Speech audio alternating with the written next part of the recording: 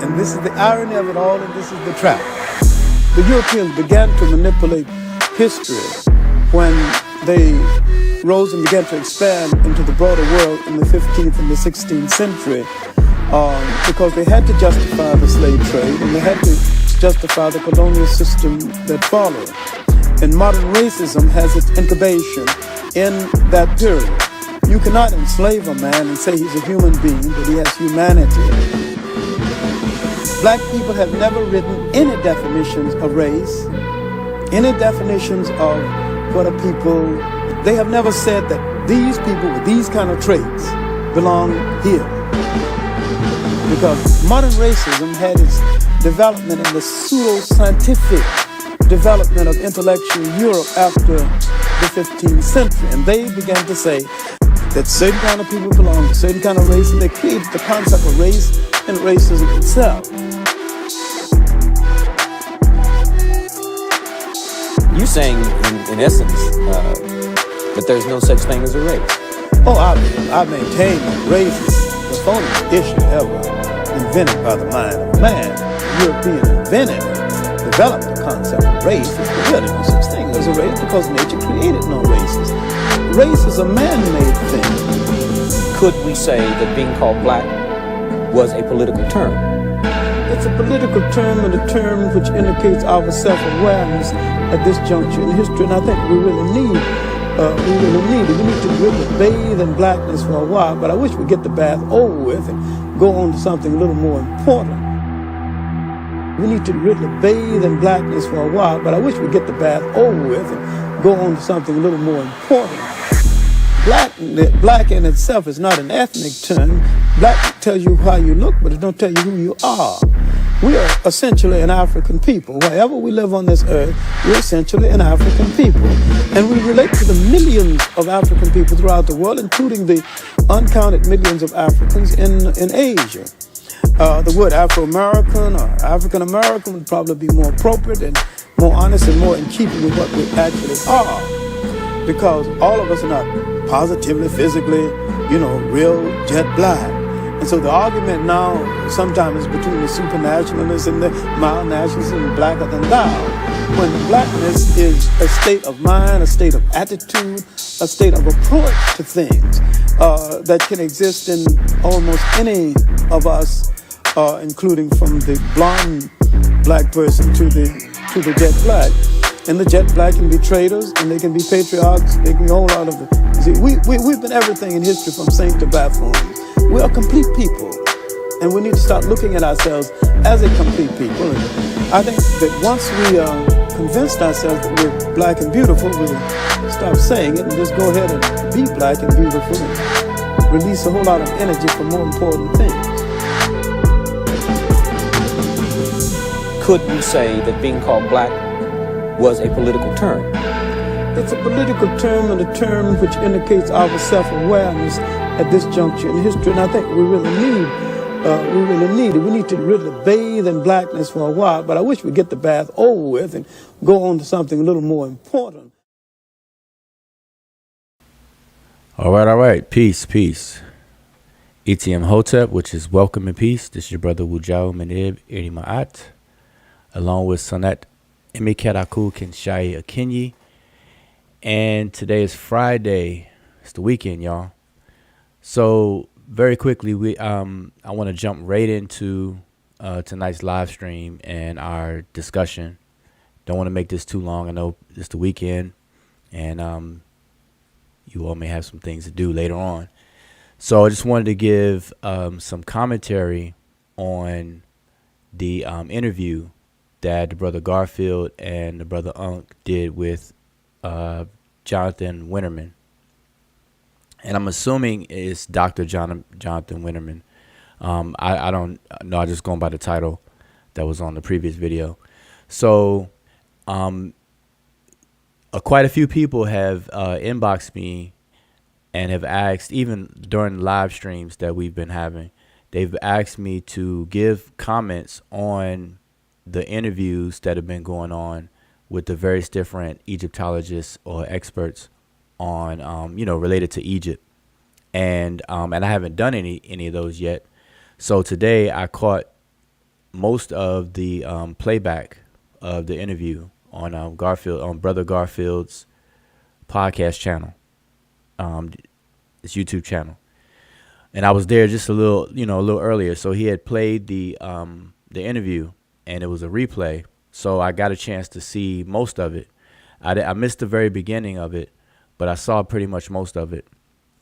I was able to listen in, and then when I got to the computer, kind of chimed in on the chat over there, and I was trying to see if when the video ended that if he was going to open a panel and have some discussions or whatnot. And I believe Sister Mika had told me that he may do an after show or something like that. So I waited a little while and I didn't see one. So here I am. So just wanted to kind of give my input on some of the remarks that Winnerman was saying in the interview. Plus a lot of people have asked us to do that. So I want to jump right in, and what I'm going to do, how I'm going to do it is, now the interview I think was 1 hour and 20 minutes long.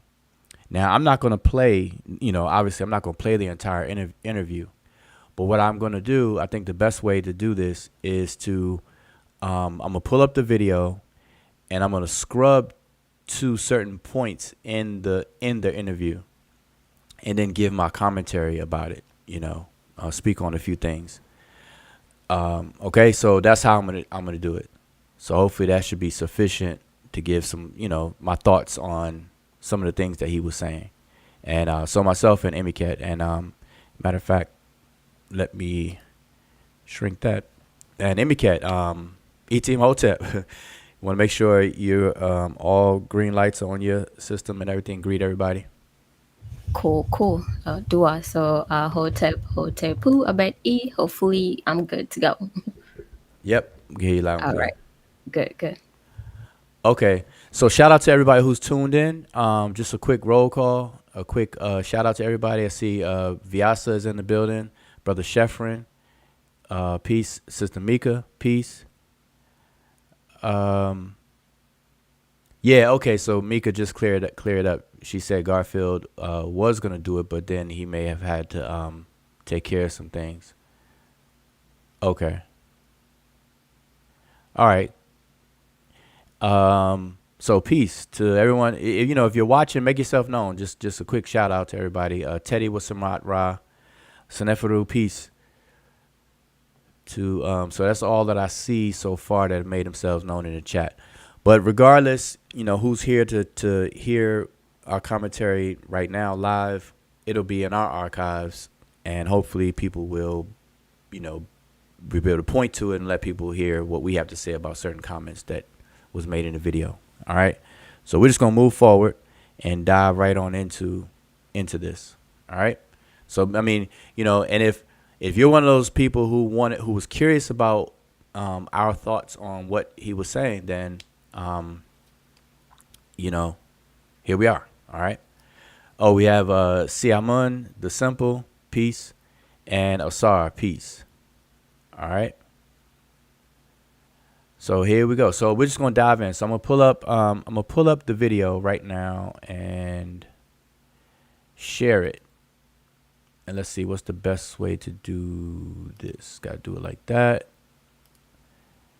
And like I said, the interview was about 1 hour and 20 minutes. But I'm not going to play the whole interview. Obviously, that'd just definitely be redundant. All right, so here we are. So it is up. And let me see, how can I put us there? Put us on the side a little bit. Yeah, there we go. Okay, so I'll do it like that. And you all should be able to hear everything. So I'm going to play, I'm going to scrub through it and stop. And then, give some commentary. And you all listen up. And I'm going to, make sure I pay attention to the chat. And we're going to have a brief discussion. Not too long. So don't worry about MC. I'm going to keep MC Iron Lung tucked away a little bit. I'm going to do my best. Sometimes MC Iron Lung pop out the closet. depending on how everybody is. All right. Okay, so I'm gonna start playing it. Oh, but okay, before I play it though, let me give you all my overall thoughts on it summary first. I think that's good for me to do that because I'm gonna skip through, right? So for the most part, from what I heard, I don't have any disagreement with Winnerman, in any of the things that he said. Really, I didn't find that I was in disagreement with anything, and in fact, a lot of way I feel is a lot of things that he was saying was confirming the things that I've been saying for years about those issues that were brought up. So, you know, so that's why this commentary, me giving my remarks and thoughts on it, is going to be, I'm going to kind of fly through it because I didn't disagree with anything that he was saying.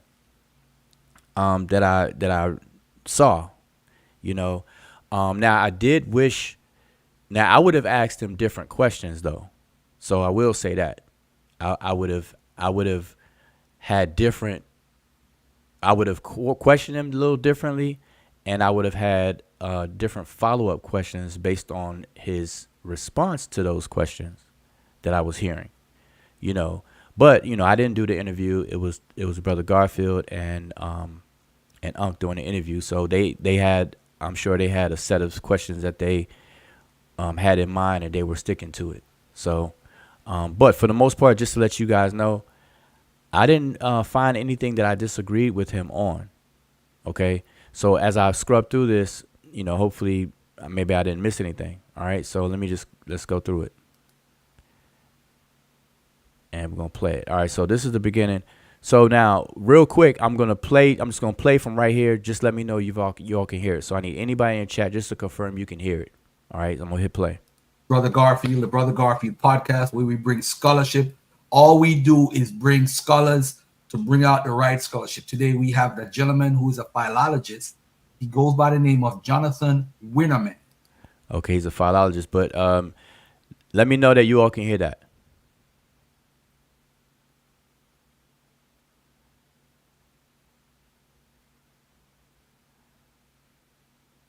Just let me know if anybody in chat could just let me know that you heard or you can hear Garfield. Then I'll keep it going. Yes, no, maybe so. Anybody. Did y'all hear the video playing? Cause I can hear it for sure. Okay, loud and clear. Okay, all right, appreciate it. But again, peace to everybody in the chat. If I didn't shout you out, I gave shout outs before, but I'll pick up on them after this. All right. So I appreciate everybody tuning in. But again, we're just giving some commentary on here. So I'm gonna go ahead and play it, and I'm gonna scrub through. So bear with me. All right. So I'm gonna skip the beginning, the intro. So we know that it's Dr. Jonathan Winnerman, and it is Dr. Jonathan Winnerman.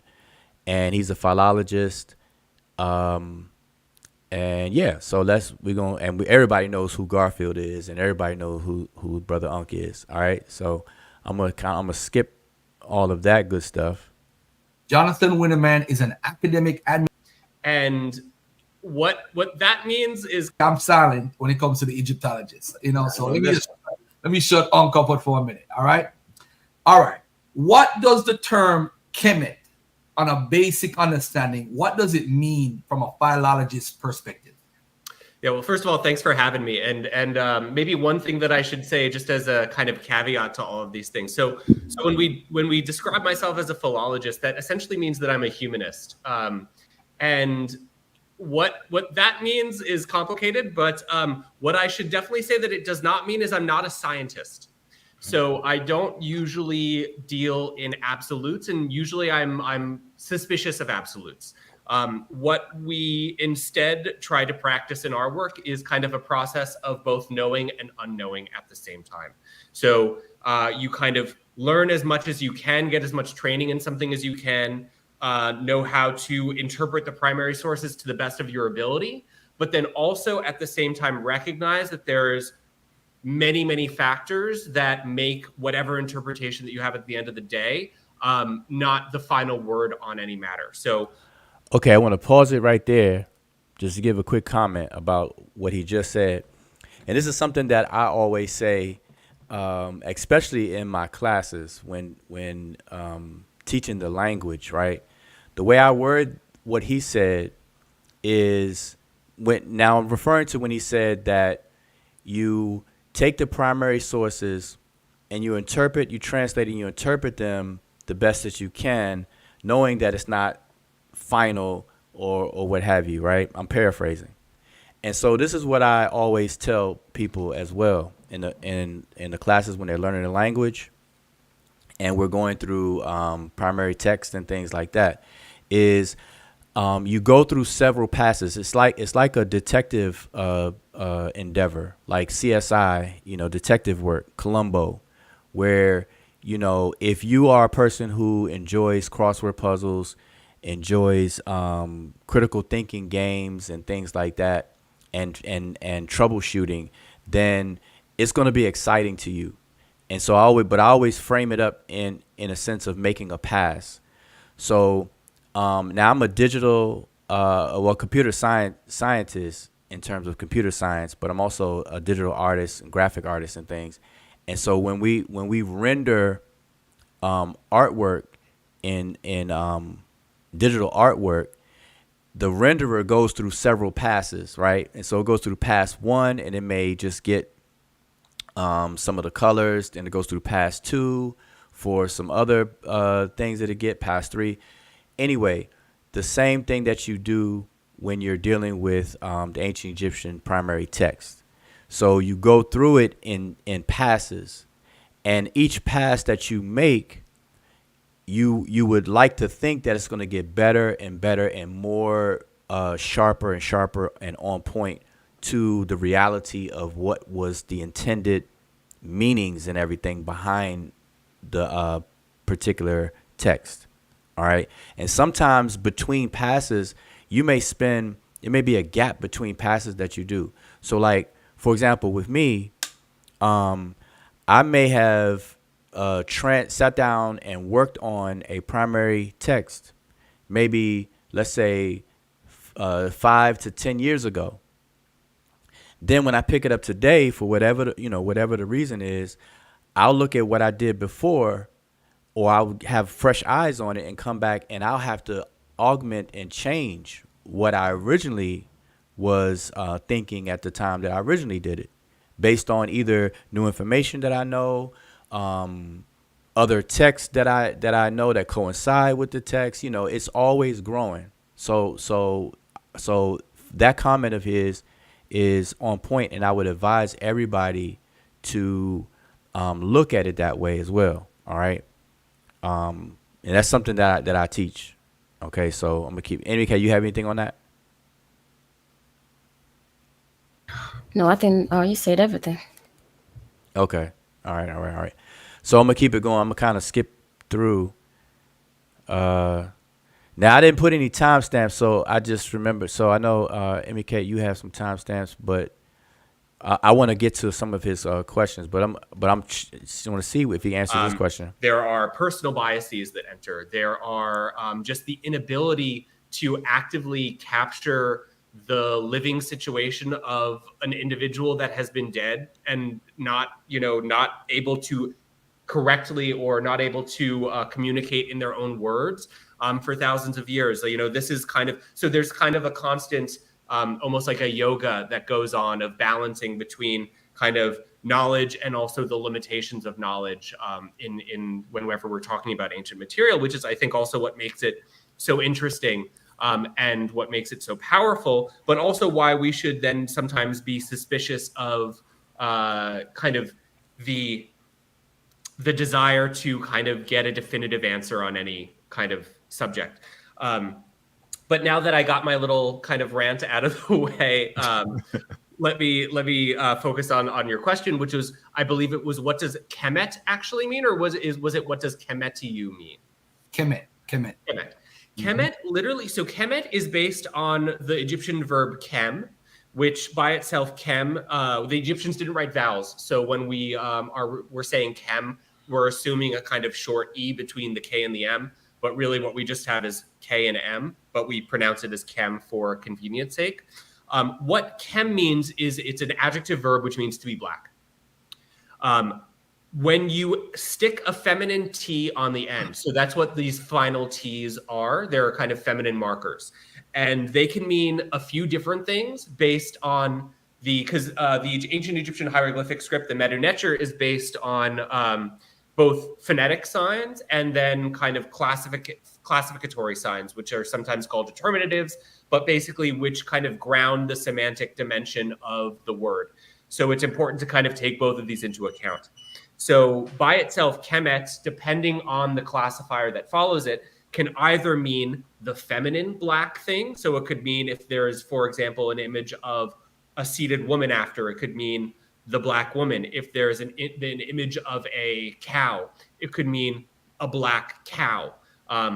It could also, however, they also use the feminine for the abstract. So not to say the specific feminine black thing, but instead that which is black. So the idea of kind of,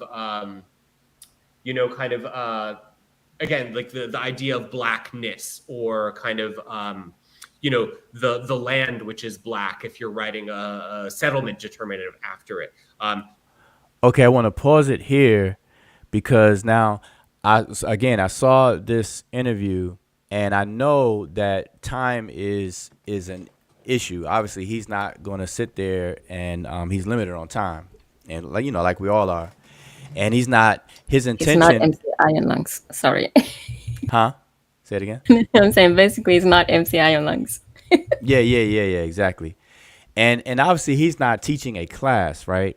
So what I want to draw everybody's attention to is in our archive of videos, we have several videos talking about the so-called feminine T and everything like that. So I would encourage you all to definitely browse through our archives, because I went through a whole presentation on the feminine T, and it's where I spoke about what's called portmanteau morphs.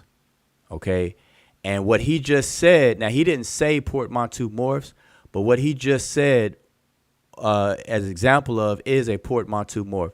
The T that comes on the end of substantives in the Egyptian language does not necessarily have to be feminine.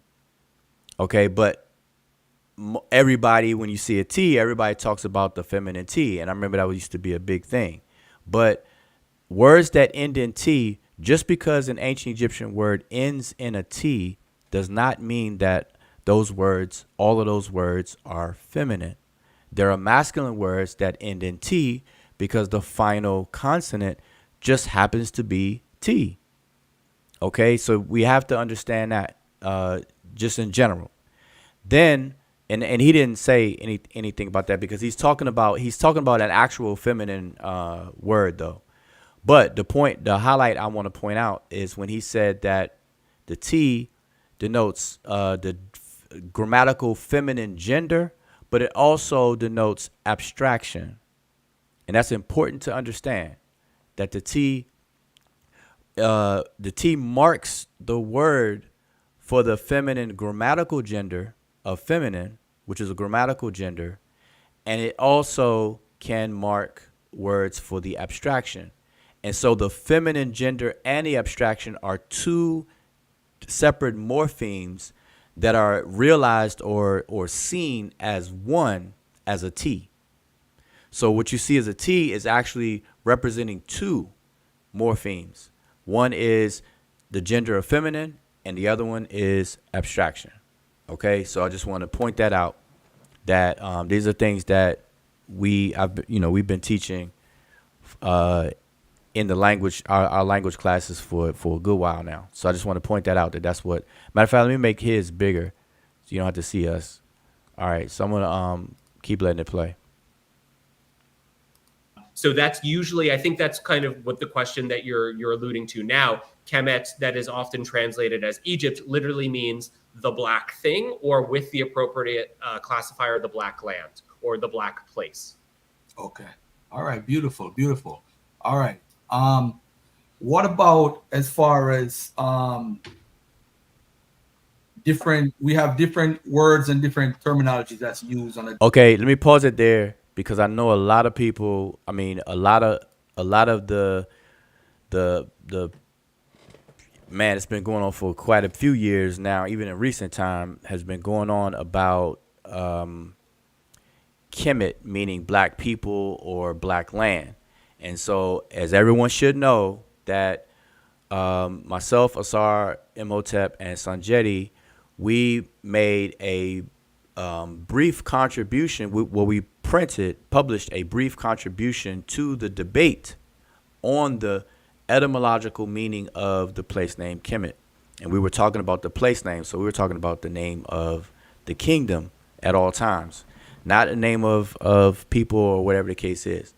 So in our essays, we completely informed all the readers of the two main hypotheses about the meaning of the place name Kemet.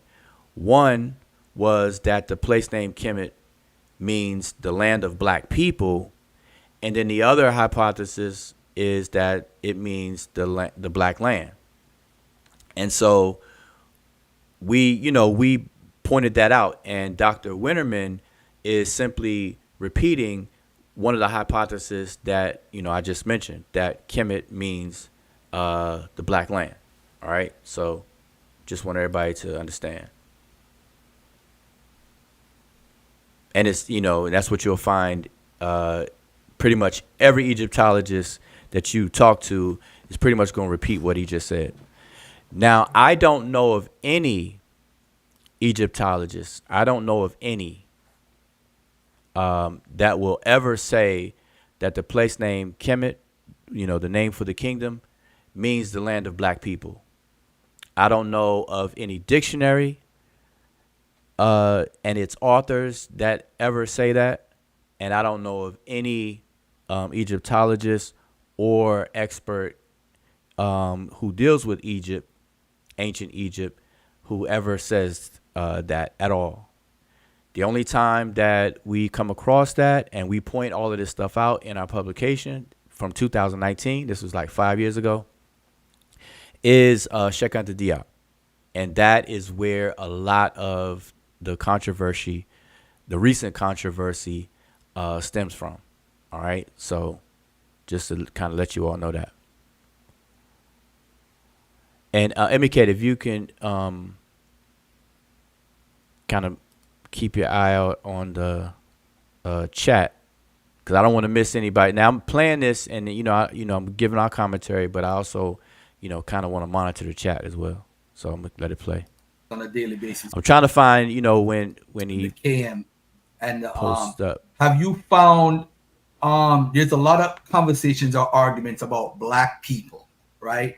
Did the Egyptians use terminologies in how we refer to it as black people today? Did they use terminology in that sense?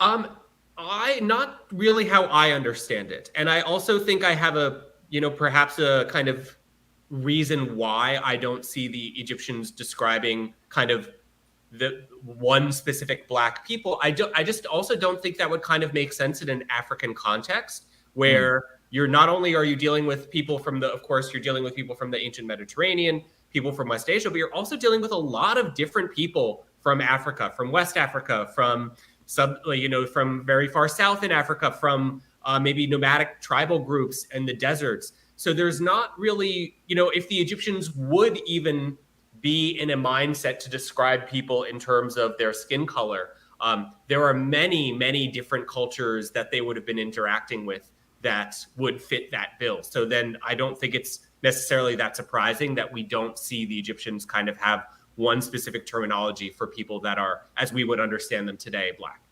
All right. Hold up. That's cause for a pause right there. So as you all heard him, I agree with what he just said. And it should make sense to everyone that see, he's being interviewed, obviously, and you know, time is limited, and he's being brought fresh, you know, being interviewed kind of fresh. He's not familiar with the arguments and what people are saying and all the drama and things. So I go straight to the jugular. And I will tell you all this, that what he just said is the same thing as what I've been saying, is that it's anachronistic to try to apply modern notions of race, our modern social constructs, backwards in history. And then it wouldn't make sense either, because as he was just saying, they would be surrounded by everybody. Like today, everybody the Egyptians were surrounded by would also be considered black people by today's modern social construct. So why would they have a need to point themselves out as being something that everybody even around them, especially to their south, would also be? That wouldn't make sense. That wouldn't be something to make a distinction. And when you collectively identify, when you have this collective self, what we call a collective self, your collective selfism is based upon distinction, where you as a collective group have something in common, whereas every other group has something different. There has to be something different about the other groups that make you distinguished enough to where you perceive yourself as a collective, singular group. And that goes all the way into ethnicity. That's what ethnic groups are. Okay, so, you know, like I said, I don't want to be all too long-winded on everything, but everyone should know these things by now. But anyway, so let me keep playing. I don't know what he says after that. Did the Egyptians look at people and think of them as color? Like if you look at, I think it's Ramesses III, you have all these different people from the Libyans, you have the so-called Nubians, you have the Ramesh, you have other people. Did they look at them as, is that a way to say different? See y'all see Garfield learning. Garfield said the Ramesh. Okay, so Garfield's picked up on the terms. Differentiating, because I see a lot of folks in the community, whether they claim to be Hebrew Israelites or people who support or love ancient Kemet, they will use that as saying, hey, this is them saying they know different people in different colors. What do you say as a response to that?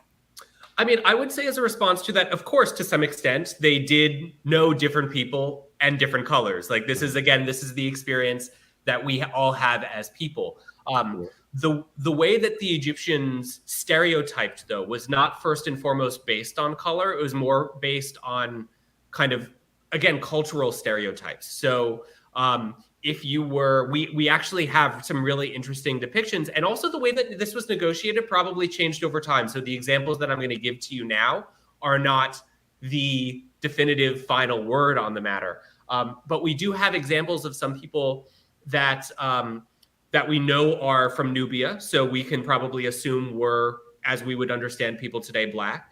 That in certain contexts, for example, when they are shown in their official capacity as a kind of representative of a Nubian official, will show themselves as with Black skin. But then in other capacities, when, you know, they're in their tomb and showing themselves just as a member of the honored deceased, will not show themselves with the same shade of Black skin, will show themselves in a manner that we'd kind of expect to see from any tomb owner in ancient Egypt. So I would say in this case that color, as the Egyptians understand it, particularly skin color, is less a reflection of reality as we know it, and more kind of a reflection of a cultural stereotype that is also associated with dress, with perhaps language, with culture more generally. All right, so let me put you on the hot. All right, so hold up. So let's stop it right there. So again, Dr. Winnerman is repeating. Now he's wording it in the way that he words it, because he's himself. But everything that he says echoes the things that I've been saying.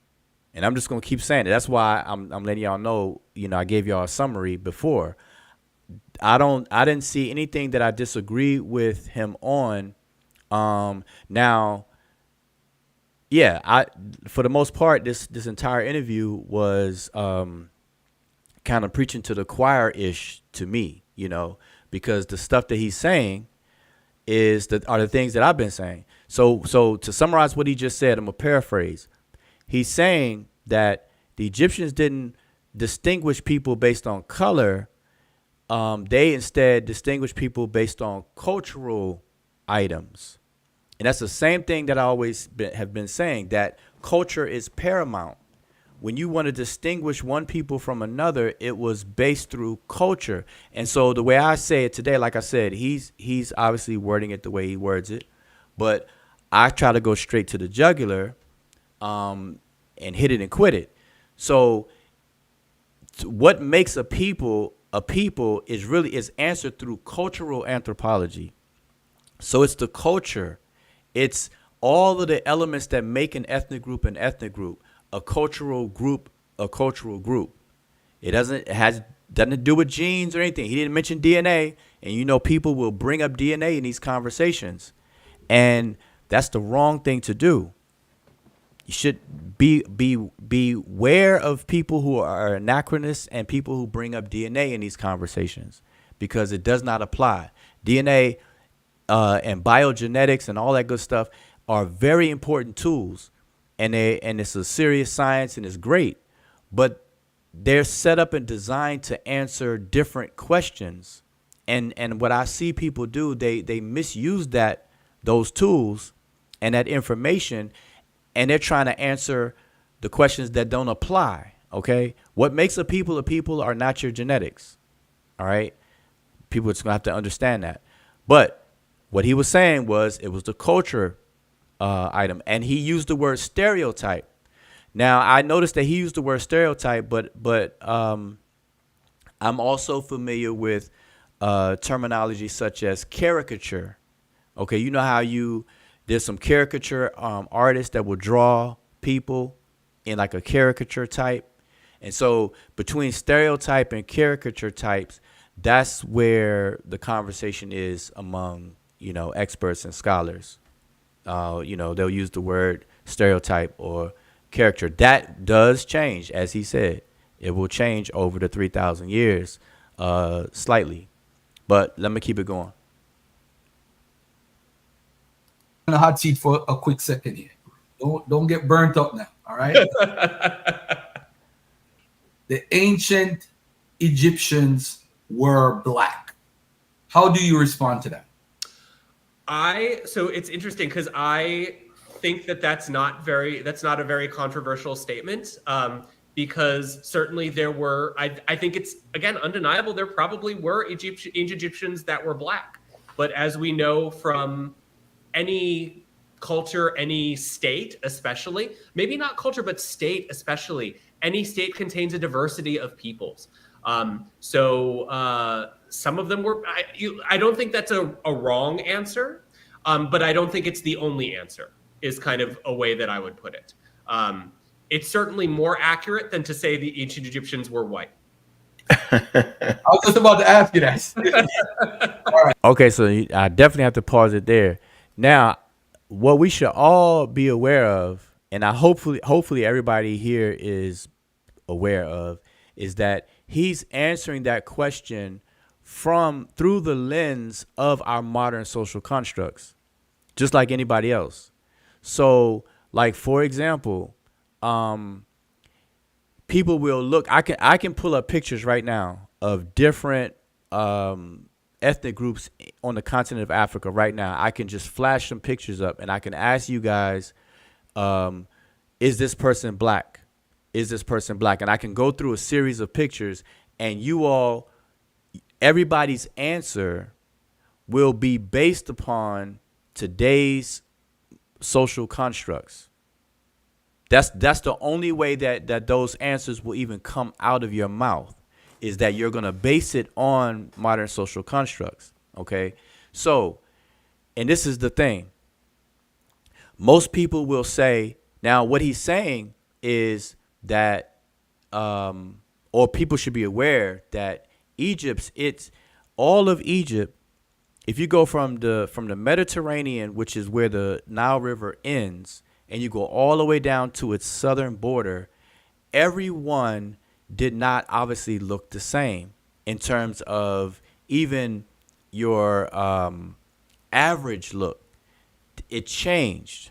So within any given nation, especially a large population or a large nation that covers a lot of territory that is not landlocked or water locked in, where they interact with other people and so on and so forth, they're not going to be a single homogeneous look.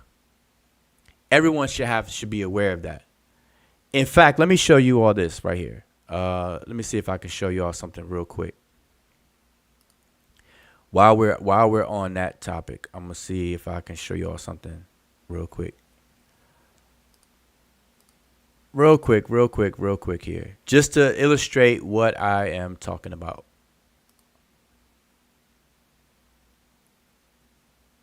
And let's see how fast can I pull it up.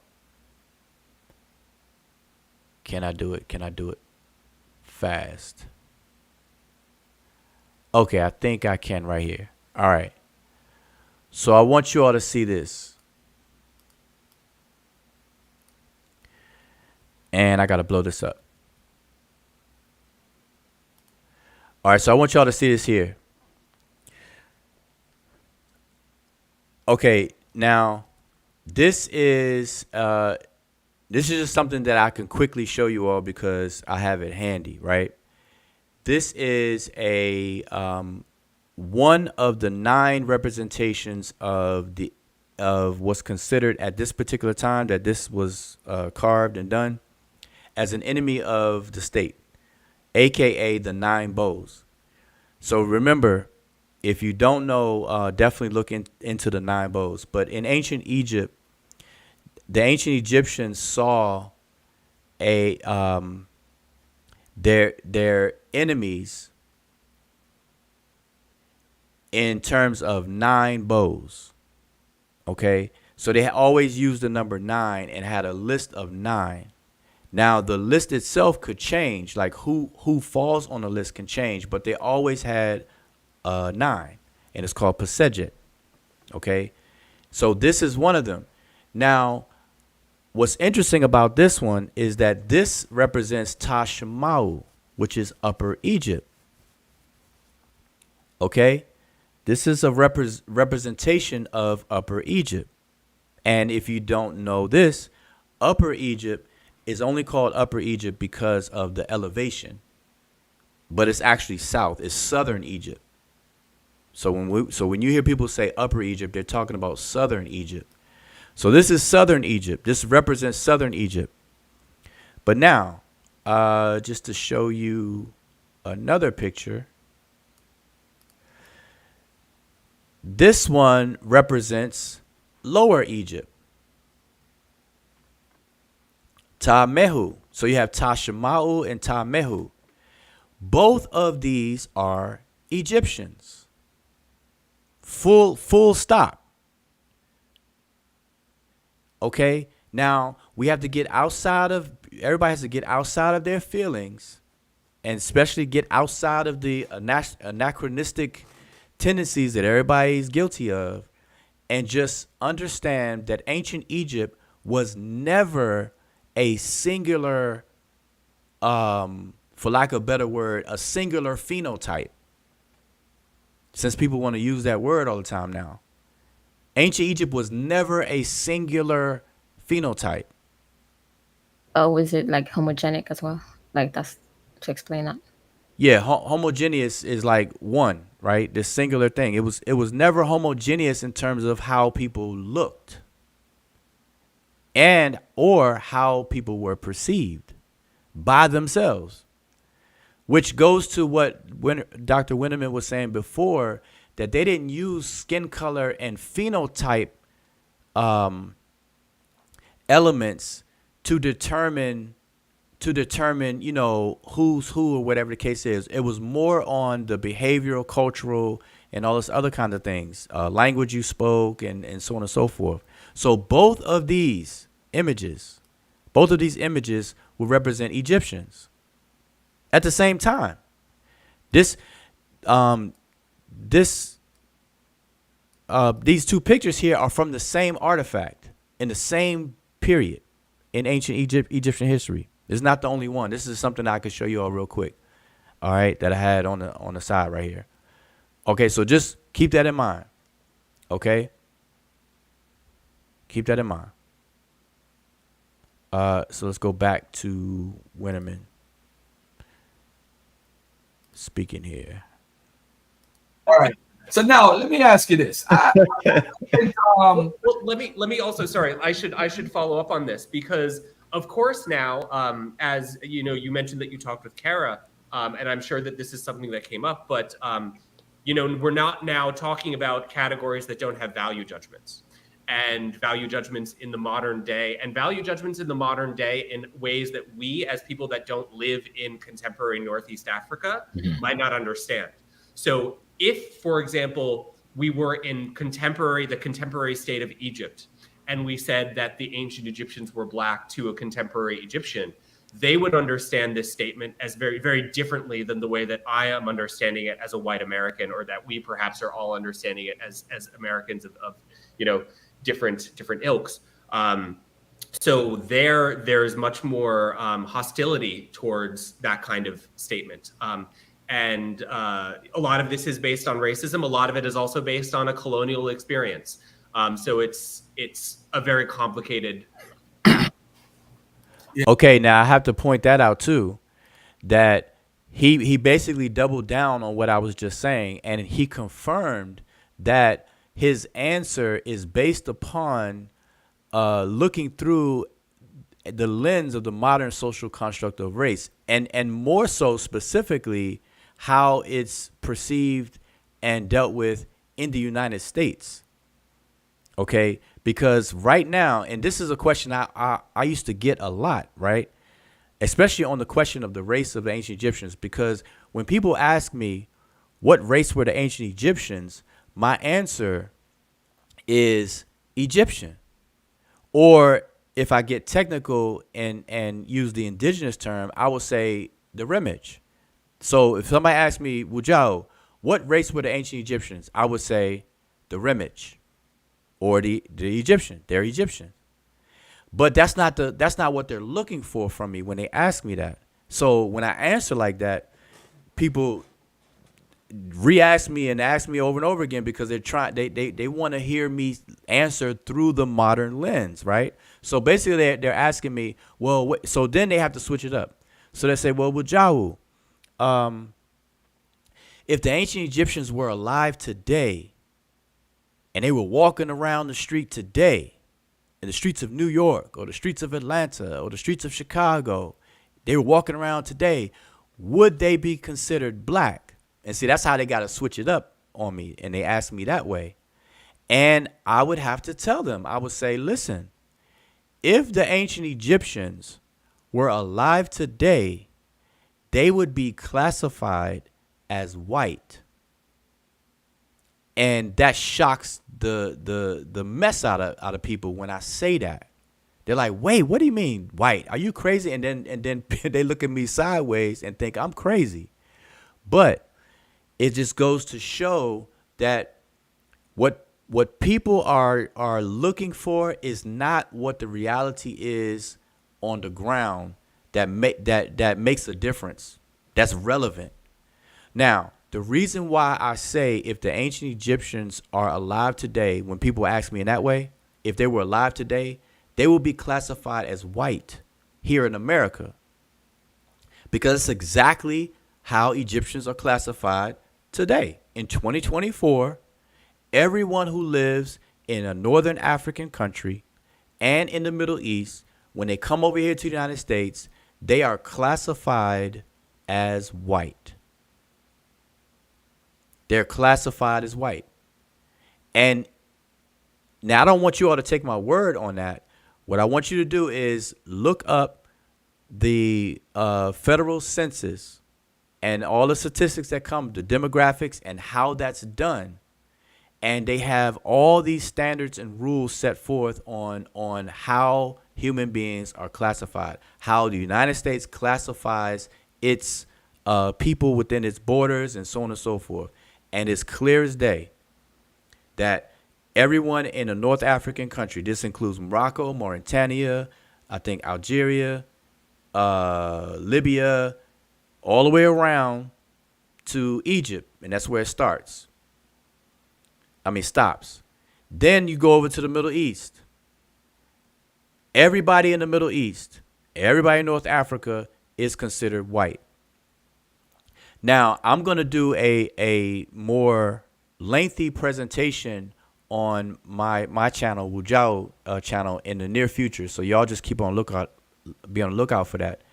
And I'm going to talk about race in the United States, the history of race in the United States.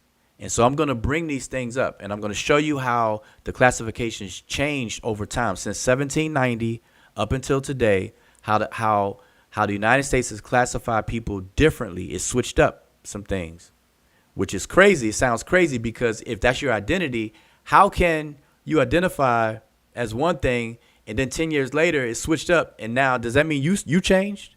No. So it goes to, and I'll be able to explain that these are just simply classifications based on certain things, policies, treatment, whether something's going to be given to you, taken away, discriminatory issues, policy issues, protections, all of these kinds of things. And this is what matters. So anyway, I want everybody to understand that if the ancient Egyptians were alive today over there in Egypt, if they just woke up out their grave, they would be classified as white. Okay? Just so you know, because right now, all the Egyptians living there right now, all the Egyptians living in Egypt right now, from north to south, even in quote unquote Nubia section of Egypt, southern Egypt, near Aswan, they're all classified as white. Okay? Just keep that in mind. I want everybody to understand that. But let's keep it going, because I don't want to make this, I caught myself skipping through it. But see, this is the part I missed when I caught it. See, I came in. Where did I come in? I'm trying to scrub through. I came in right here. So when I caught the video earlier today, they were already 20 minutes in. Okay, so I'm hearing these things for the first time. So you all are getting my real-time reactions to what's being said right now. Okay, so just let y'all know that. All right, So basically you're saying that how race is used within the census is very different as with how race is used by the regular Joe on the street. Exactly. In a nutshell, that's exactly right. And see, it's important. See, that creates a problem, because how people are using race, the construct of race in everyday conversations is different than the reality of how it's actually used. And so it's almost like we've created a delusionary way of discussing race that doesn't really even exist, or it's not significant at all. Okay, but again, I'm gonna go further into that when I do I'm gonna do a specific presentation on that in the near future. So maybe next week I'll be doing that on my channel, Wujao channel. All right, so make sure y'all subscribe. Go over, look, type in Wujao or indicate if you can put a link to my channel. Make sure y'all subscribe to my Wujao channel where I talk about things outside of Egyptian conversations. My channel is not active, so if you go there, subscribe, but you go there, you're not going to see too many videos. But the videos you see there, I talk about this kind of stuff: ethnicity, race, all that good stuff, health, and everything. That's what I'm going to get into. But anyway, so let me keep going. I'll make this too long. Yeah. So the reason why I'm playing, I'm gonna skip around once I find out the spot that I join. because evidently I came in when they were already 20 some minutes into it, because I saw when he pulled up the Simwaseret, the hymn to Simwaseret. That's when I kind of popped in.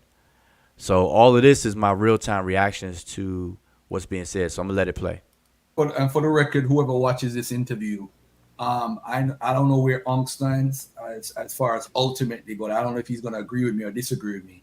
But I said the ancient Egyptians had different skin tones ranging from dark brown to light brown, and they had different phenotypes. You know, they could look. And I'm 100% in agreement with Garfield in his statement right there. So Garfield, I don't know if you tuned in or he may check this out, but Garfield's statement, I'm in a 100% agreement with that.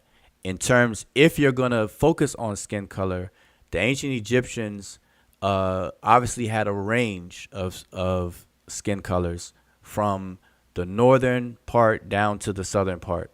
And that's to be expected. That should be common sense. That should be, expected. And I don't know why anybody would think otherwise. And then in terms of phenotype, and now just so like people use the word phenotype, but it's really the outward appearance. Like technically phenotype, your phenotype or an organism's phenotype is the relationship or the expression that results from the relationship of your genotype with the environment. Okay, that's technically a summary of what phenotype means and what it is, right? Now we use it in terms of appearance. So when people say phenotype, they're really just talking about how somebody looks, the physical features of somebody, right? And so again, what Garfield is saying, I 100% agree with that there was a wide range of looks in ancient Egypt, just like it is today. You go over in Egypt today, everybody don't look the same. If we were to time travel back in ancient times, everybody wouldn't look the same, from skin colors to what's quote unquote phenotypes, the appearances. All right, let me keep it going. Different ways, different anyway, but they pretty much are Africans. At the end of the day, they could come in different shapes. Yes, see, Garfield preaches to the choir. I don't know. I think that's probably the most potent statement that Garfield made that I would agree with 1,000%. Like, me and Garfield are mind locked on that, what he said right there. They're African. They're Africans with a range of skin tones. They're Africans with a range of appearances, aka phenotypes. All right, go ahead, Garfield. Garfield's shades, and they could look different way. They could look like, they could have my nose, they could have Jonathan's nose, they could have Ankh's nose. It doesn't matter. But they are basically Egyptians. So it is what it is. All right. Well, I'm telling you, I'm gonna start calling Garfield Pastor Garfield, boy. The Egyptian Pastor Garfield. Y'all let him know if is he tuned in? Cause I don't know. I'm playing this and I can come in and out of the chat. Somebody let Garfield know I got a new name for him. Garfield is definitely Pastor Garfield, Egyptian Pastor Garfield, cause he's preaching now. High priest. Garfield. Yep. Garfield is new high priest. Garfield is the new Egyptian high priest. Boy, we're gonna call him Netcher Garfield, but we gotta give him an Egyptian name.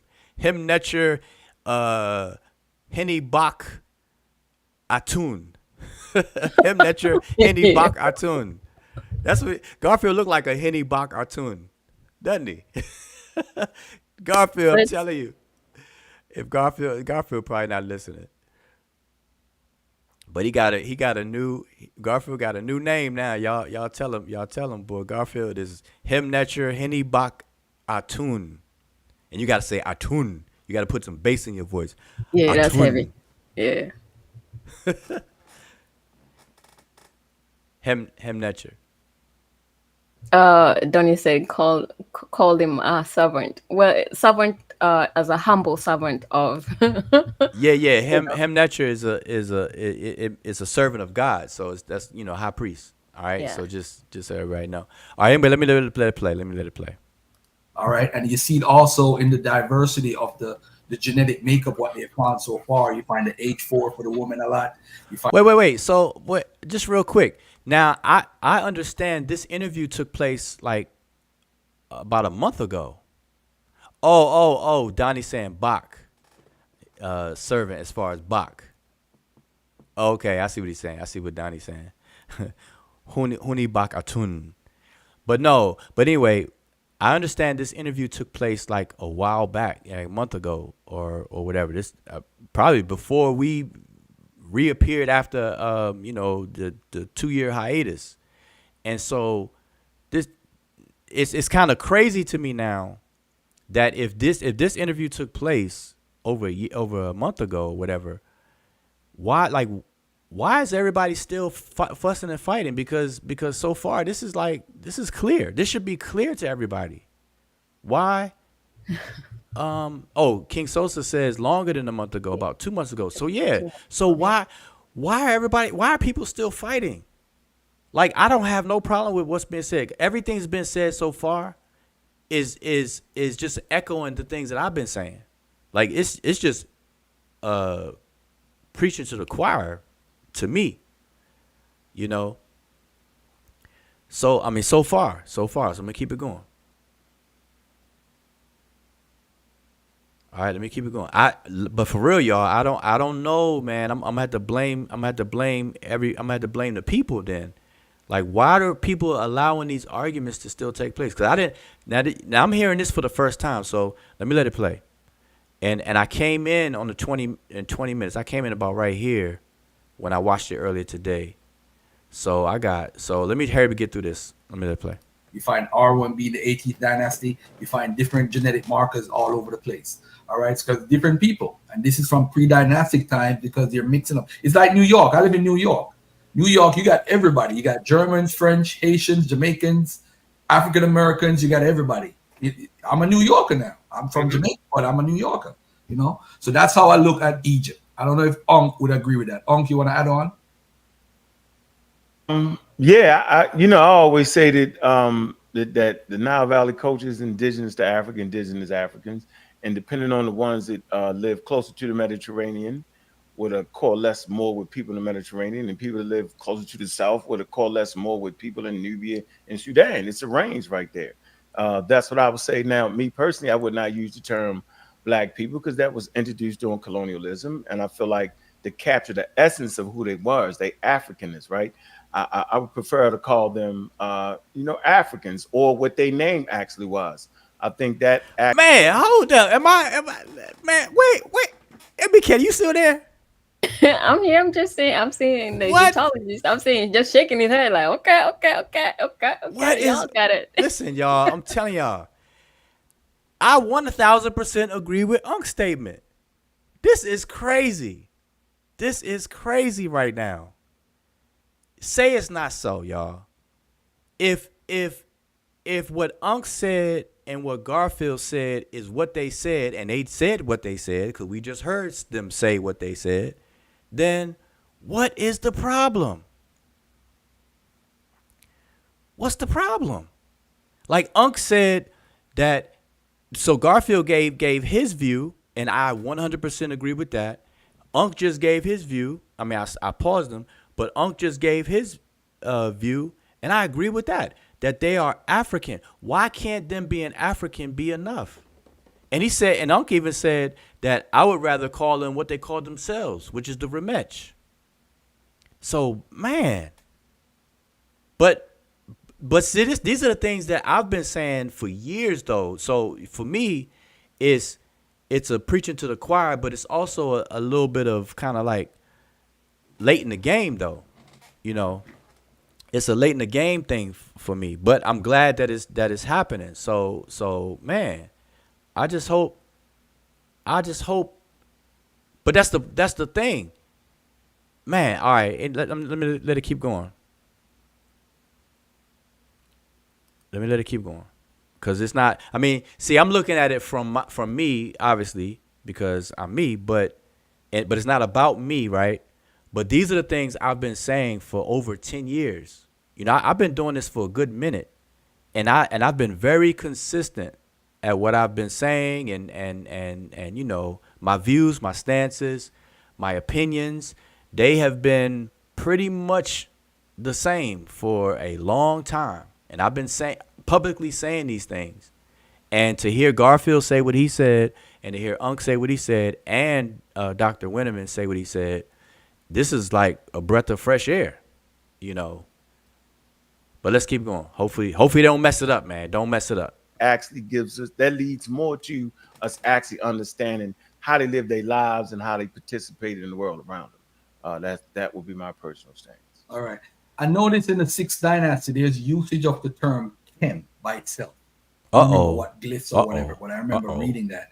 But let me ask you this: the term Kemet is known to us from, I think, the end of the 11th dynasty to the 12th dynasty. We see the introduction.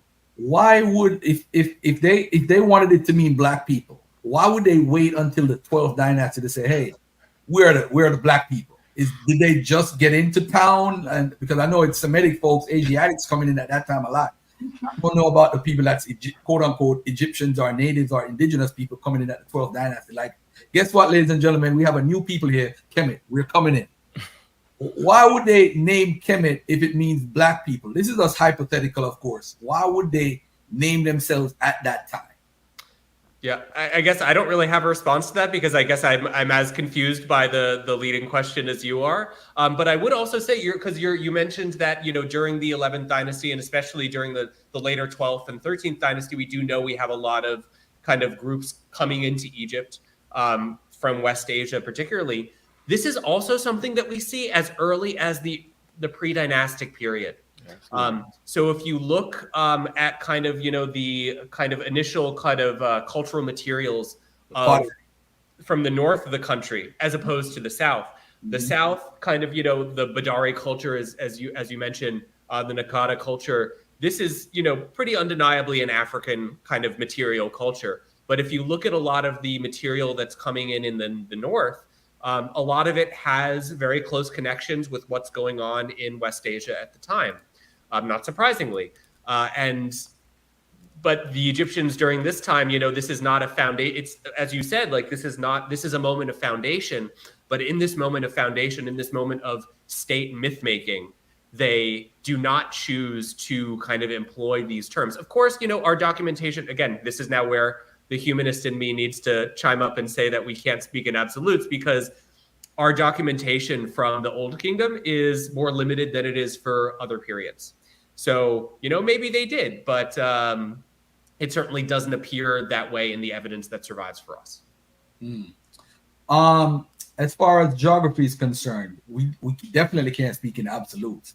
But wait, I want to make a comment about everything they were saying. So again, I don't have any problems with that because it is very true that even in pre-dynastic times, you had the peopling of the whole Nile area coming from different areas. That's just a archaeological fact, right? The fact that he mentioned Badarian and Nakada, those are important terms to know. So if you all have never heard of it, make sure you look into it. The Nakada culture is the main seeding culture that through its incubation period, it gave birth, or it's what emerged as what we know as dynastic Egypt. Okay, the Nakada culture. And you break it down to Nakada 1, which is the Gurzian culture, Nakada 1, Nakada 2. No, Nakada 1 would be the Amratian culture. That's another nickname for it. Nakada 2 would be the Gurzian, and then Nakada 3. So make sure you look more into that. But Nakada as the geographical location, I'll go into it another time. I don't want to do too much, but it's important to understand the material culture that archaeologists have studied and stuff. You see the Badarian and the Nakada cultures that are the emergent cultures or seeding cultures that gave birth to later dynastic Egypt. Okay, so you just remember that. And so let's just keep it going. I notice the term Kemet, whenever we have a conversation in our community, people get offended when we use Egypt. And I think Egypt, geography-wise, is totally different than what Kemet was. Is Kemet a set location, or is it the same size as what Egypt is today? That's a great question. And we don't exactly, so to answer the question, we don't exactly know what Kemet was when the Egyptians talk about it to mean the country that they lived in. But it was certainly dramatically different from what we understand as the borders of modern Egypt today. This is probably for a variety of reasons. The first is that the idea of borders, as again, that like, you look at any map. I actually hate maps more than anything else. Like they're very helpful, but they're so misleading. Think of like how like they imply kind of almost a Trumpian vision of the world, where there's kind of this like wall like separating everyone into their own little sphere. Not only is it Trumpian, but it's also really based on kind of this ethno-nationalism of the 1800s and 1900s in Europe. So I think this is really kind of a damage that continues to be done to all our minds and all our possibilities by maps. Exchange across borders was always fluid. What constitutes a border was very different. I think we have, in certain periods of Egyptian history, maybe certain lines, individual lines, where pharaohs come in and say, hey, there is now a border here. But it's very clear that even this border is not fully within their control, and that they're kind of trying to impose a kind of absolutist authority or an authoritarian authority in an exchange, or in a space of exchange, where people from Egypt and people from Nubia are kind of moving across, and they want to prevent this. So this is kind of one side of it. The other side of it can go down to what Kemet itself means, which is that which is black, or the black land. And this implies probably, again, if it's not implying a skin color thing, then it's probably implying some type of connection with the black soil of the Nile and the inundation, in which case this would mean the Nile Valley. But if it means the Nile Valley, then it wouldn't necessarily mean the Eastern Desert or the Red Sea coast, where you can go and have a lovely beach holiday these days. So that would probably not have included in the borders of ancient Egypt. Even the city of Alexandria, which is today Egypt's second city, much as LA, where I'm based, is to New York. But it's when they founded it, in the Greek sources, they don't call it Alexandria in Egypt. They call it Alexandria by Egypt, or Alexandria near Egypt. So they're not even understanding the modern city of Alexandria at its founding to lie within what are imaginary boundaries of Egypt. Let me ask you this. How do you... Okay, I got to pause right there and just make a few comments that, again, so now this is where I would differ from Dr. Winnerman a little bit, okay? So Kemet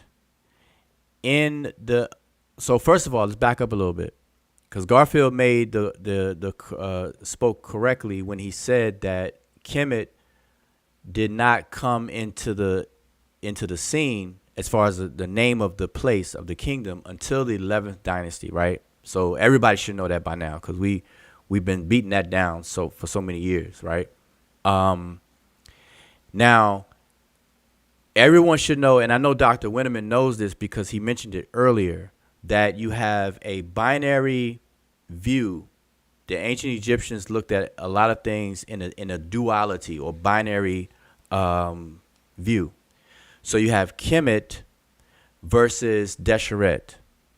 And so Kemet is talking about a type of land, and Desheret is talking about a type of land, and they differ from one another. And so this is the thing, that the ancient Egypt. Now, Dr. Winnerman is 100% correct when he's speaking about the borders. Our idea of borders today differs from ancient ideas of territory, ownership, and borders. All right. And I could pull up a map and just show you the difference. So in our idea of borders, we have straight lines and definitive borders today. So when you look at the map of the United States and you look at the states, the 50 states, those borders are fixed, and they're as straight. Not all of them are completely straight, but when it can be straight, those lines are straight. You look at the line above Texas, like you look at Texas, it got a straight line. It comes down, it comes around. You look at Oklahoma, look at Florida, the peninsula. Look at the border between Georgia and Alabama and Florida. It's like a straight line going across that at the north of Florida, and et cetera, right? In ancient times, they didn't think of borders that way. The borders were fluid, and they didn't think of them like how we think about them. So that's all 100% on point. You know, things that we talk about for a long time, right? But now, the slight thing I would have a disagreement on is we do know that the ancient Egyptians, what they referred to as Kemet versus what they referred to as Desheret. We do know that because they say so throughout, you know, different texts. So remember, the ancient Egyptian kingdom is defined as what the king owns, the dominion of the king. Okay? Now, the king, if you notice, the king is a dual king. We say Nisut Biti. All right, Nisut Biti, he of the sedge and the bee. Now, so that's an upper and lower ancient Egypt thing. But where was that? We know it's spatially upper and lower, or north and south together, right? But where that was all along the Nile River. So the Nile River is very narrow in the south, and then once you get pretty much where anciently Mennefer, aka Memphis, once you get around in that area, that's the beginning of the delta, where the river pans out very, very wide for as long as the eyes could see, and it was flat. And so that produced a different environment to the ancient Egyptians. So they referred to that as a completely different region, and they called it Ta-Mehu, okay, marshland, northland, aka, you know, all these different synonyms. And then you had the valley, the Ta-Shemau, the narrow, Shemau, to be narrow, the narrow part. So now the king owned both the delta and the valley, but remember, Kemet was near the river though. So it was skinny. It was near the river. Now the Desheret, the desert, was claimed ownership. The king claimed ownership of the desert as well. That's why in the hymn of Senwaseret, as you're going to see, because when I came in, they were talking about that.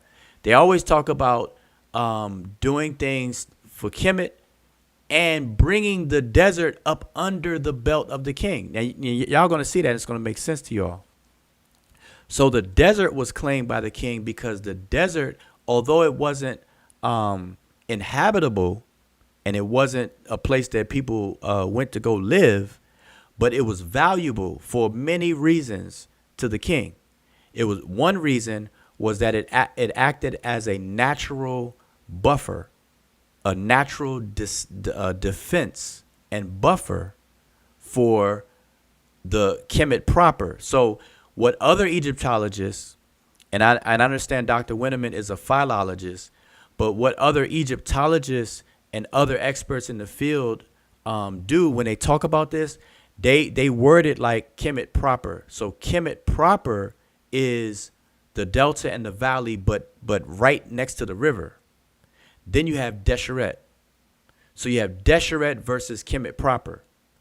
But then in the 11th dynasty, there was an understanding that the entire kingdom was referred to as Kemet. So that's why they separate. That's why scholars make a distinction by saying Kemet versus Kemet proper. All right. So in case you all didn't know, I'm just putting y'all onto that. So you have Kemet proper versus Kemet, the entire kingdom, which includes Kemet proper and Deshret. So let me just say it one more time. So in general, when you call ancient Egypt Kemet, you're talking about Kemet proper and Deshret.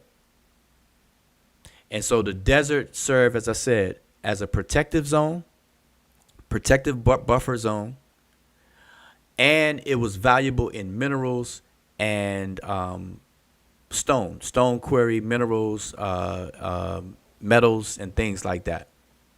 Okay, and it provided trade routes that needed to be claimed and protected.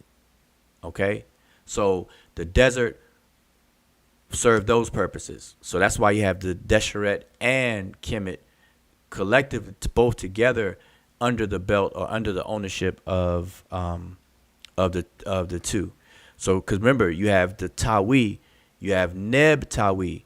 The word Neb we translated poorly as Lord, but often and poorly as Lord, but it means to own something, to possess something. The owner of the two lands, Neb Tawi. All right, remember that, Neb Tawi, the owner of the two lands. All right, but let me keep it going. And I don't want to keep doing that because this will make our live stream long. I know Emika is about to say, see? And this is putting on your philology hat for a minute then. How do you get the conclusion of black land based on the words Kemet? Do I still have my? Oh no, I had a whiteboard here from when I was teaching remotely where I draw hieroglyphs on. But the black land, it's kind of a convention because it's very true. So there are very specific signs for land that they use, which is kind of like this long oval or long kind of like oval, more like a long line with then 3 dots under it. And this is not the determinative that we get. Instead, we get a kind of circle with a cross through it. Right. Yeah. And basically what this is it's determining kind of what we think of as a bird's eye view of a city. So kind of you see a city with the enclosure wall around it, and then the 4 or the kind of 2 main streets which intersect at the second. So basically this is just talking about that which is black and an urban environment of some kind. All right. The other day I got an email, right? And just real quick, I will offer a little bit of pushback on the statement that Dr. Winnerman just said about, he's talking about the 040 Gardner Code 049 glyph, which is a circle with the X in it. And I always nickname it the X-Men belt buckle glyph, right? But that glyph, because here's the interesting part, archaeologists have not found walled cities like that in ancient Egypt that had crossroads in it. And so there's other experts that have done work on that glyph and have focused on that glyph and have proposed that the 049 glyph is a variation of the Sapat glyph, which is an irrigation system. The Sapat glyph, and I've shown this many times. I don't want to take too much time here to show every single thing that I'm saying, but the word for Sapat, if you look that up, you'll see the glyph. I believe it's in the N section of Gardner Codes, N35, not N35, but N45 or something like that. And you'll see, it looks like a grid. And so you have the N20, N21, which is tongue of land. You have the N23 glyph, which is an irrigated land, N23. And the nation of Kemet is spelled with that determinative. Because, see, everybody talks about the one, only the 049. And a lot of people are not aware that Egypt is also spelled with the N23 glyph, which is for irrigated land, dealing with water. And then the 049 glyph is a variation of the Sapat glyph, which is an irrigation system. And so people have to understand, one, that Egypt is a hydraulic civilization. One of the king's jobs, which is why you see early kings.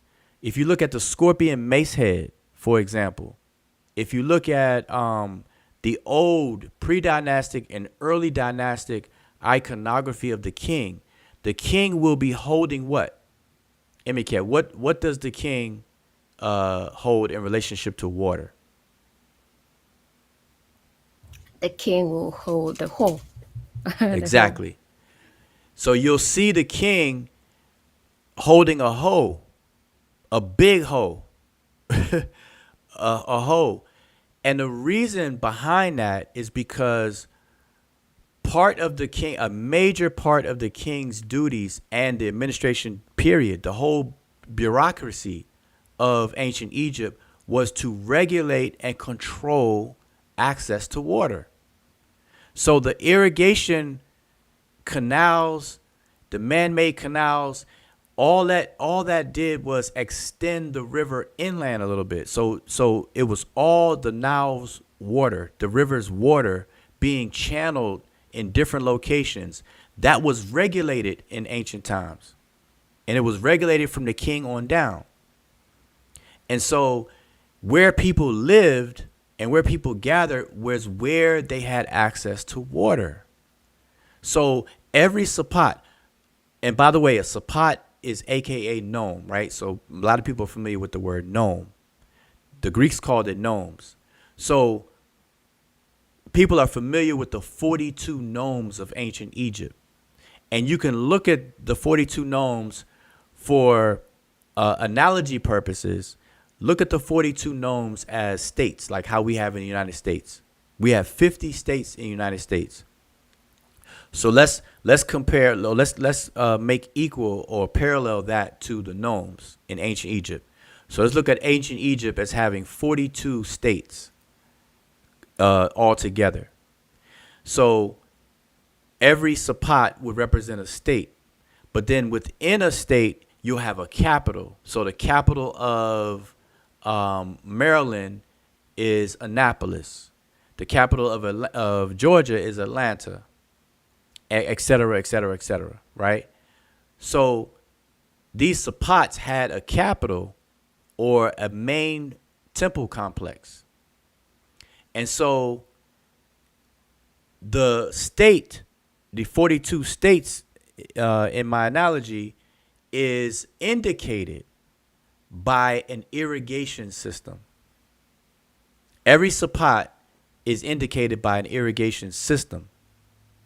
And then within the sapat, you have different cities or different locations of people where people would congregate and live and be and work and do whatever.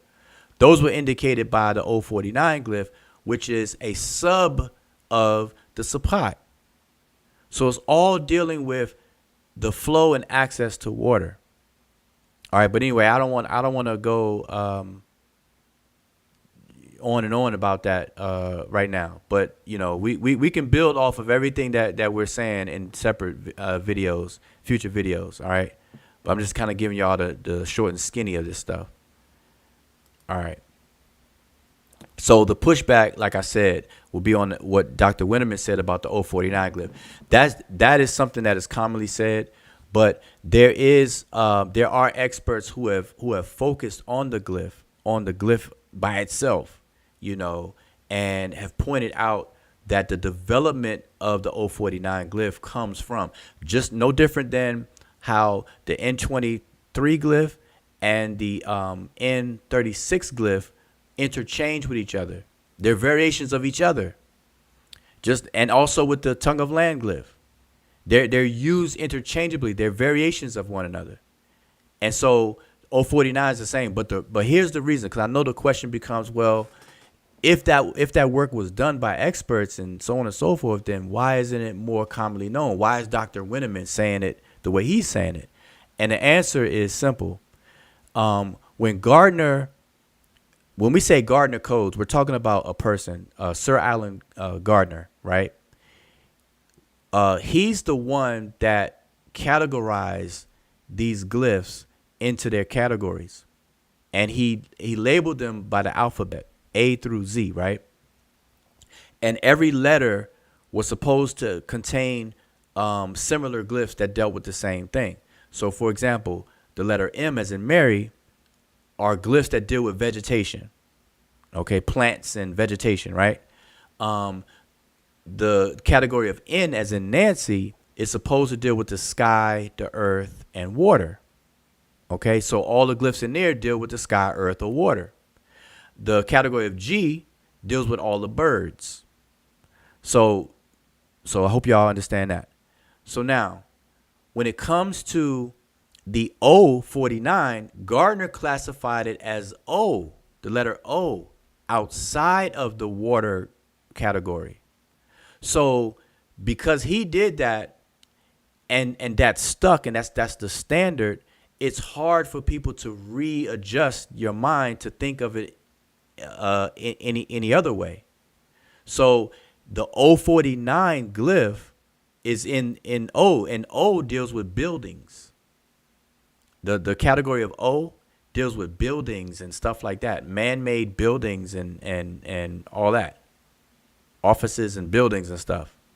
So O49 is perceived by everybody because it became the standard ever since the 60s or whatever, when Gardner, whenever he did this and everybody uses it.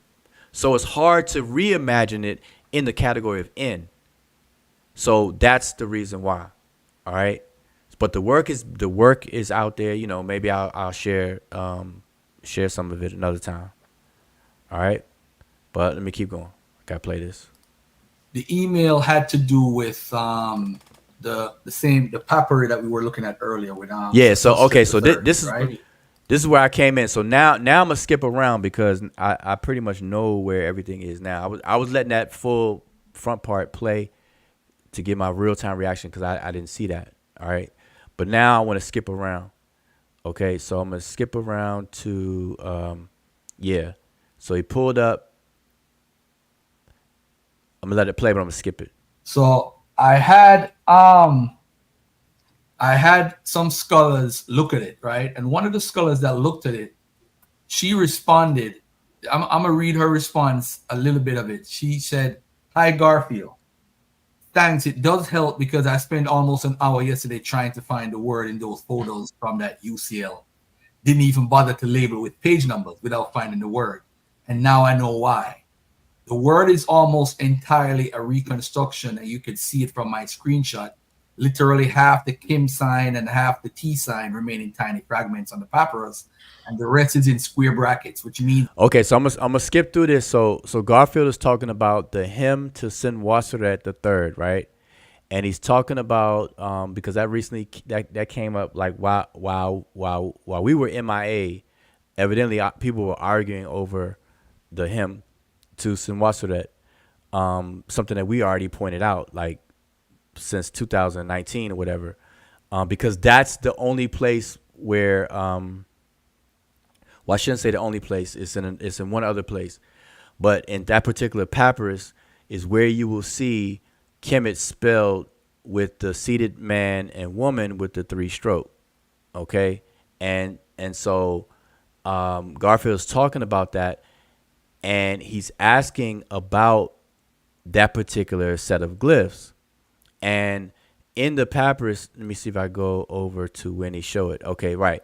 So now they're showing it on the screen. I think Garfield is showing it on the screen right here. And if y'all could see my cursor, MK, can you see my cursor? 2. Okay, so Garfield is referencing right here. Okay, where you see these brackets, square brackets. You see square brackets throughout this transcription, you know, because the original, the primary is a papyrus, is on papyrus paper, okay, and it's in hieratic, what they call hieratic, and so this is a transcription into the formal glyphs, Sesh, Medew, Netcher, all right, and so what scholars do when they do that, any part of a papyrus that's damaged, where you can't really make the glyphs out or whatever, they put it inside of of square brackets, and then they attempt to reconstruct it based on their best guesses and context clues and so on and so forth, right?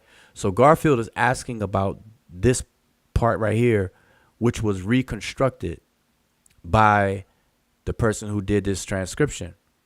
Okay, that's what he's asking about. And this particular word is kemet with the seated man, woman, and the 3 strokes. All right. So that's what he's asking about. Now, what Winnerman is going to point out, let me find out where he shrunk it. Okay, yeah, where you can see more of the whole thing.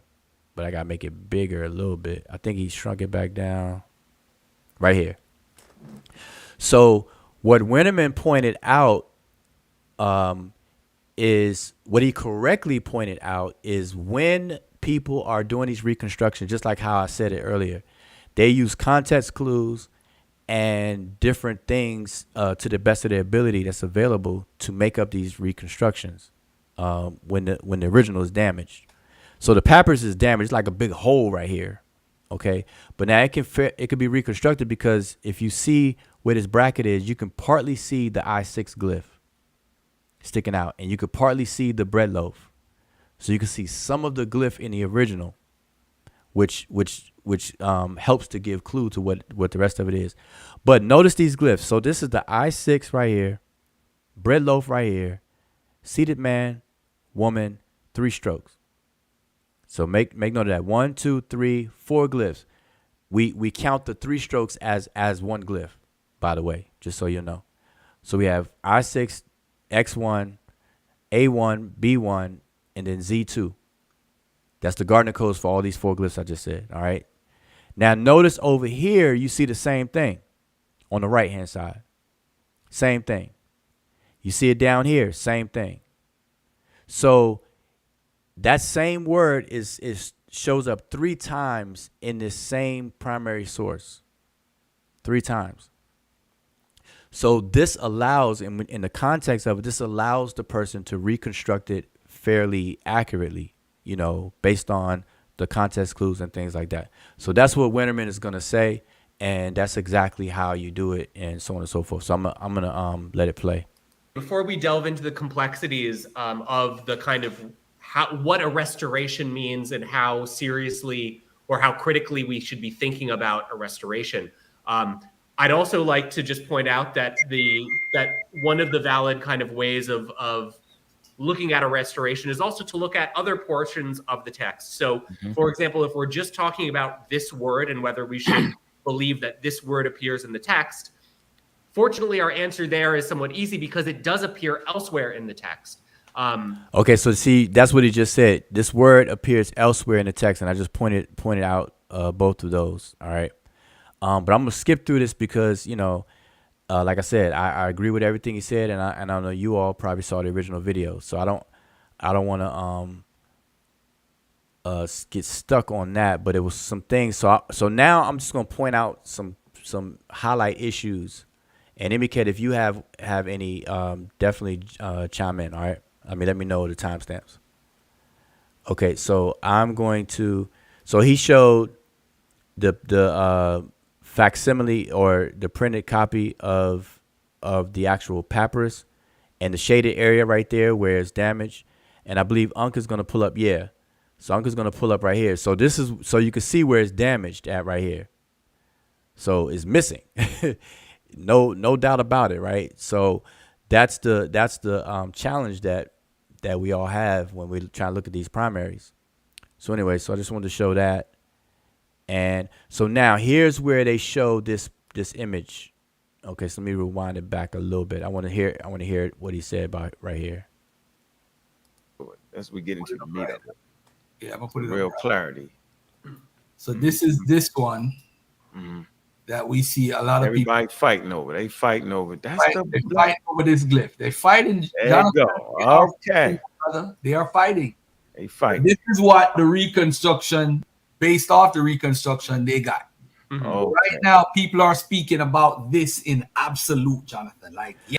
Okay, so hold on. Let me just pause it right here because now me knowing me knowing the primary text and how it's transcribed and the whole nine, I know that this version, what you see on the screen, is incorrectly reproduced.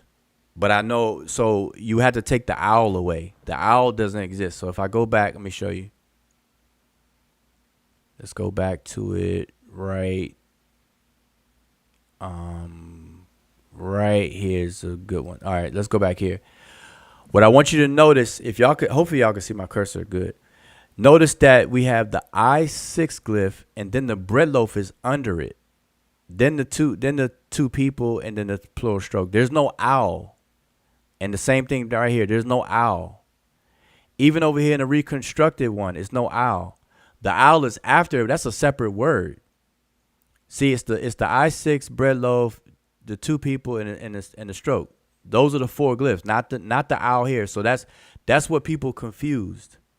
So whoever remade that put the owl there by mistake. And I know Garfield didn't create that image that he's sharing, this one right here. I know Garfield didn't create this. Somebody else did, and they did so incorrectly. So that's a problem. That's an issue, like, from the get-go, in terms of representing that. Okay, so to correct this, you would just take the owl out and put the I6 above the T, the bread loaf. I mean, that's how it would be. All right, but anyway, I mean, it's neither here nor there, because we know what they're trying to talk about. In the video with you talking, say, you heard what he said, and they saying, hey, this is what the meaning of Kemet, black people, and they're using the cattle. Oh, before we get to this, we got to go to the cattle first. Before this, but this is the cattle first. Yeah, we got to do the cattle, because the cattle is what they're using to say, hey, you see, if the cattle says X, Y, and Z, why don't this mean black? I got it. I got it right here. So this saying that this means black cattle, but you brought out something earlier that this is actually a what? Yeah, so this is a word. So if they just wanted to say black cattle, meaning male and female cattle, they would have just been able to say kem, so or kemu. So there would have been no T. You see, there's the kind of like this initial sign, and then there's an owl, and then there's a kind of half circle. This is the half circle is the T. If they just wanted to say black cattle, there would be no T. What the T indicates is that they're talking about a feminine thing. And in this case, they're probably talking about cows, specifically female cows. So cows that are, they're not bulls. So you can keep a lot of them together. They're not going to be, necessarily violent, and they're not going to kind of, challenge each other for dominance. They're going to be cows that produce milk, that are very, very, convenient to have in a domestic context, that then when it becomes time to kind of create offspring, you just bring in a single male bull of whatever color that you want, and then kind of he mates with all the females, and then you move him away so that, he's not a problem or a distraction. So I think that's how I would translate this word, as black cows or black female cattle, rather than black cattle in general. Okay. Wow. Hold up. That changed the game totally, because they were saying this is the black cattles, as in plural. And then since this sign looks similar to the other sign, this means black people. So that's where the argument is. Mm-hmm. The argument right here. Well, so then this is interesting here, because basically, so now we're looking at something. This is, again, it's so interesting because it gets into the complexity of a language that involves both phonetics and figurative depictions.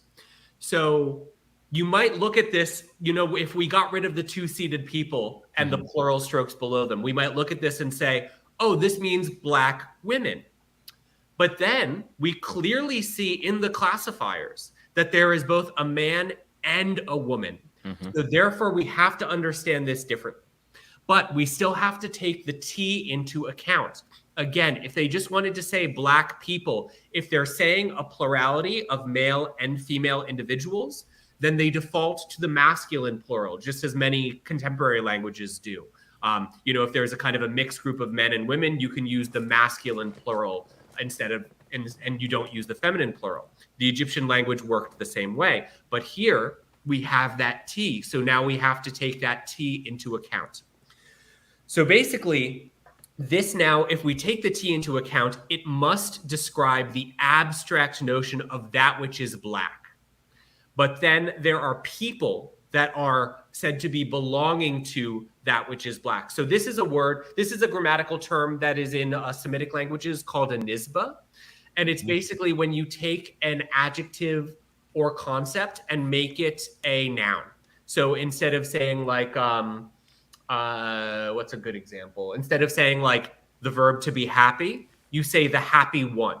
And you usually do this by adding a Y, which is unwritten usually in the hieroglyphic writing system because it is a weak consonant, and then additional gender or plural markers. And I think that's what we have going on here. So we have a kind of Y that is not written, and then a plural marker. The plurality is reinforced by the figure of the men and the man and the woman.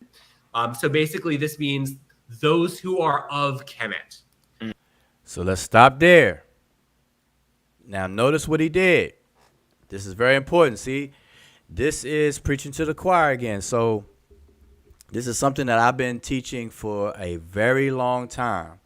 We have a lot of videos. I don't know if Emicat can dig it up and put the links in, but I have done many videos. I've done many videos on the technical term. Now, Dr. Winnerman used the word nisba, okay? The technical term for this grammatical feature in the language is a relational adjective. The Arabic word nisbi or nisba is the Arabic word for relationship or relation. So it's nicknamed nisbi or nisba adjective. But it's a relational adjective, and the reason why they call it that is because it's an adjective that is derived either from a substantive or a preposition. So it takes a substantive or a preposition and converts it to an adjective to show a relationship and the meaning is showing some kind of relationship to whatever word it was derived from. So I want to quickly, as concise as I can, I want to give you all a quick lesson on that. And the only reason why I'm gonna do that right now is because I've talked about this so many times in so many different lives and things that's even in our archives. I got slides for slides on this stuff. All right. So I have this one handy. So I want to quickly just break down and this is important. That's why I'm doing this. I'm gonna take some time, quick time to do this with you all. All right. If you want to learn more about it, I have full videos on this, but I'm gonna do this real fast. So real quick, what Dr. Winnerman said Nisbi? What is it? What is a relational Nisbi adjective? And I'm just gonna go through this real quick. And Rodney Kemet, now Rodney Kemet, not Rodney Kemet, as Sosa tries to always jokingly say, but Rodney Kemet is the ancient Egyptian language. All right, but so Egyptian adjectives may be divided into two main categories. They're either qualifying adjectives or Nisbi adjectives, relational adjectives, also known as Nisbi adjectives. The word Nisbi is from the Arabic word meaning relation, used in Arabic grammar to form adjectives of relation or pertinence. So we have adjectives, and there's only two types of adjectives in the Egyptian language: qualifying ones or relational ones. All right. So now, of the relational ones, we're not dealing with the qualifying ones. We're dealing with relational adjectives, which are Nisbis. Relational adjectives, aka Nisbis, are formed from a substantive, and we call it a substantival form, or a preposition, and we call that a prepositional form. by adding the suffix y, and that's what Dr. Winnerman said. He said you put a y on it, and he said it's rarely seen. So when he was discussing this here, he said the y is not seen, and he's correct on that, because the y is often omitted, not all the time, but it's often omitted. All right, so back to this. So you add the suffix y in the masculine singular, which is written before the determinatives. Okay, that's important to understand. So now, like qualifying adjectives, which is the other branch, Nisbe adjectives refer to properties, and their meaning indicates a relation with the term from which they are derived. So now, how you're supposed to interpret relational adjectives, this is a general rule on how to translate or interpret it. You usually say, if it's involving a person or people, you say one relating or pertaining to X. If it's talking about an object or a thing, you say that which relates to or pertains to X, where X is the term from which it's derived. Remember, they derive from a substantive or a preposition. Okay, so you got two types of relational adjectives: substantival forms and prepositional forms. All right.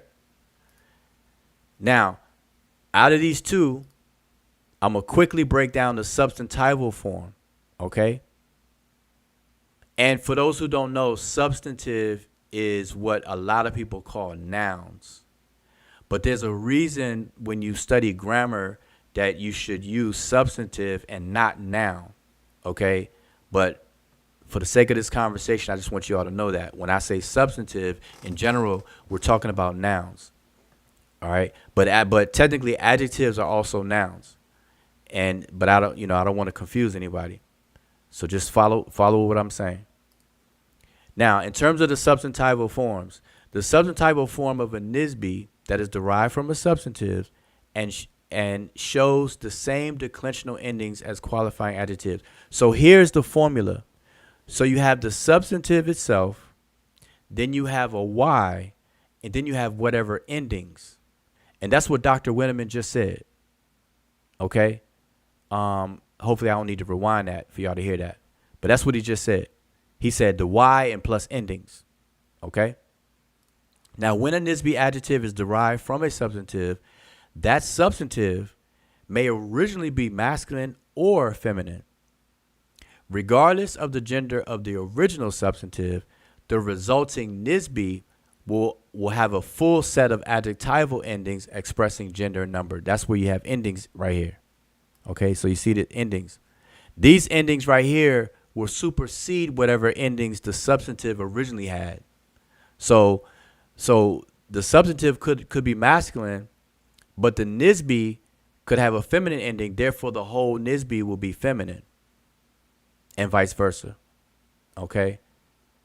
Now, I also say here that the Y ending is frequently omitted when writing Nisbes. That's what Dr. Winnerman said. Okay, so this is what I mean, y'all, when I said that Dr. Winnerman is preaching to the choir as far as I'm concerned, because it's like, coming late to the party, because these are things that I've been teaching for a very long time. But anyway, only the context and experience will allow ambiguity to be removed. All right, so let me put this back up here. So here's an example, because I really want y'all to get this. So here's an example of a Nisbe adjective that's derived from a masculine substantive, aka a masculine noun. Okay, the masculine noun that we use for this example is Netcher, what people often translate as God, right? Netcher, God, or divinity, divine, etc. So this is the breakdown of masculine and feminine and singular and plural Nisbes deriving from the word Netcher, which is a substantive. So the Nisbe Netcheri or Netcheri, depending on who you talk to, people pronounce it differently. You have Netcher, and then you have the Y on there, right? So this is a masculine substantive, and it means divine one. That's how we would condense it, but it's actually one who pertains to God. One who pertains to God, or one who pertains to the divine, depending on how you translate the original. I mean, the what it's derived from, Netcher. So if you translate it as God, then the Netcheri means one who pertains to God. If you translate Netcher as divine, then Netcheri would mean one who pertains to the divine. But we condense it into an idiom and say the divine one. Okay, so now here's a breakdown of the masculine and feminine, it's both singular. So the masculine singular is Netcheri. That's what we have here. Okay, the feminine equivalent in the singular would be Netcherit. You see the T? You see the extra T here? The bread loaf? The T in the transliteration, so Netcherit. That also means divine one, but it's grammatically feminine. The plural would be Netcheriu, those who are divine, or the divine ones, plural, masculine. Feminine would be Netcheriut, mean the same thing, divine ones, plural, but grammatically feminine.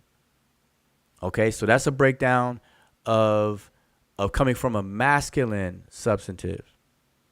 All right. So now the next slide I have is how one is derived from a feminine substantive. And this is more at home with the word kemet in what they're discussing. So the substantive where the feminine substantive we're using is mehet, which means north. Mehet, it means north. These are the glyphs for it. Transliteration, north. What we're deriving is meheti, which means one who pertains to the north. One who pertains to the north, or one who is relates to the north, pertains to the north. And we would shorten it as a single word idiom and say northerner or northern one. Okay? Now here's the breakdown of it. So mehet is a feminine substantive, but meheti is a masculine nisbi because the Y was added on there and there's no other ending on there. This is masculine. So meheti is northerner. Feminine will be mehetit. And the Y is in parentheses because it's often omitted. And you see there's no glyphs for the Y. But you see the bread loaf there. Mehetit. The plural, the masculine plural is mehetiu. Mehetiu. That would be northerners, plural. And then the feminine equivalent would be mehetiut. Northerners as well, but grammatically feminine. All right. So as long as y'all understand that, then hopefully we get somewhere. But I also show it for the West because this is a word a lot of people are familiar with, is the word for West. Like this word right here is feminine singular, ament. And depending on who you talk to, some people pronounce it amenet. Ament or amenet. It means the West. It's feminine singular. Okay, like the cardinal point west, north, south, east, west, right? Well, when we change that to a nisbi, you change it by adding a Y and then whatever endings for gender and number. So here's the masculine singular. We added a Y.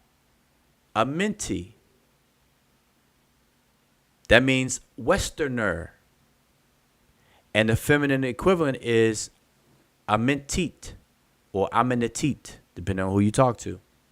That means westerner. The plural masculine would be amentiu. And that's what people are familiar with because one of Osiris's epithets is Kinti Amintiu, the foremost of the Westerners. And that's the word right there, Amintiu. All right, but I don't want to be too long, so I just want to show you all that. But now here, I want to show you this here, because now this is getting to what they're actually talking about, and I'm gonna hit play again.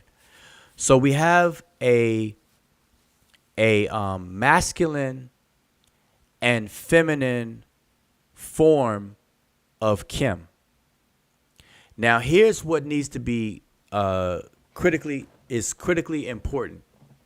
This is what's critically important, y'all. And I don't want to wait for you all to answer it, so I'm going to ask it rhetorically. When I define what a Nisbe adjective is, aka relational adjective, which is what we technically call it, they're only derived from, I'm going to get Imiket to answer. Nisbe adjectives are derived from two words. What are those two types of words? You have substantives and prepositions. Okay. So Nisbe adjectives are derived from substantives or prepositions. Did you hear me say they're derived from adjectives? No. No. Okay, so that should be a big helpful clue to y'all listening. Okay, so they're only derived from substantives or prepositions. And I gave you an example of a masculine example and a feminine example of the substantive side. I did not show you all one derived from prepositions, because I don't want to confuse anybody, and this is not a whole class, right? So for this example, I want to show you all that we're taking the word Kim, that's the masculine form, and then the feminine equivalent would be Kimit, right? That's the feminine singular. If we were to turn this into a Nisbe, what are we supposed to do? We supposed to, because remember the formula is right here. The substantive, you add a Y, and then you add whatever endings for gender and number. That's the formula. So we got the substantive right here. We add the Y, Kimmy. In the feminine, Kimet becomes Kimeti.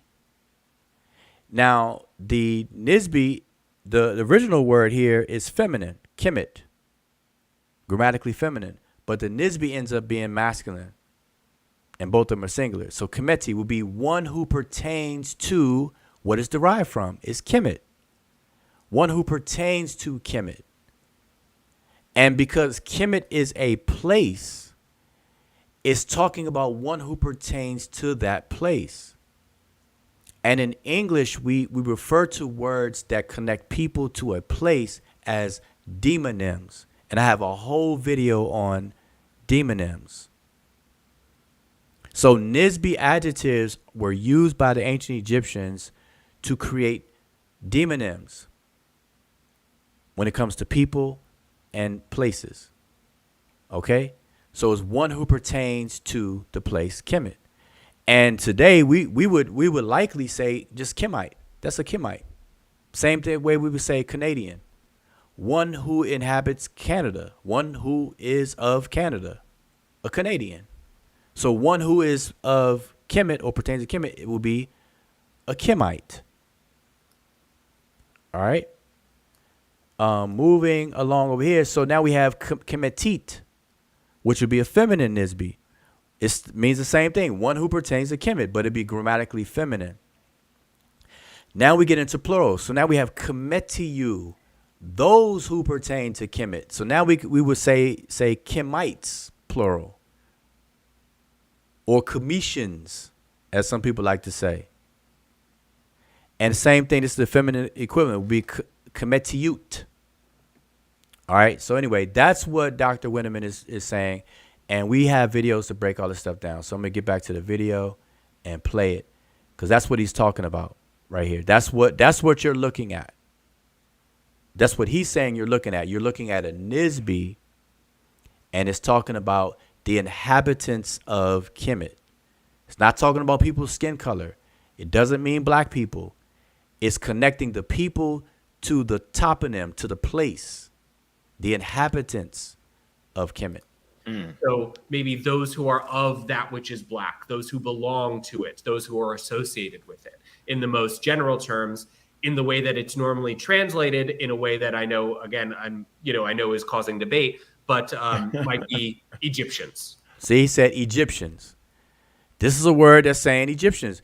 And he's saying Egyptians because that's how it's translated in dictionaries.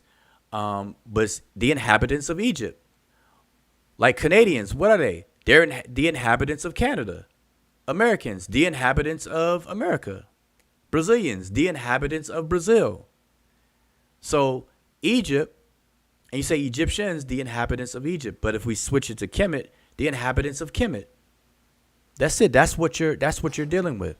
It does not mean black people. So again, this person, Dr. Winnerman, 100%.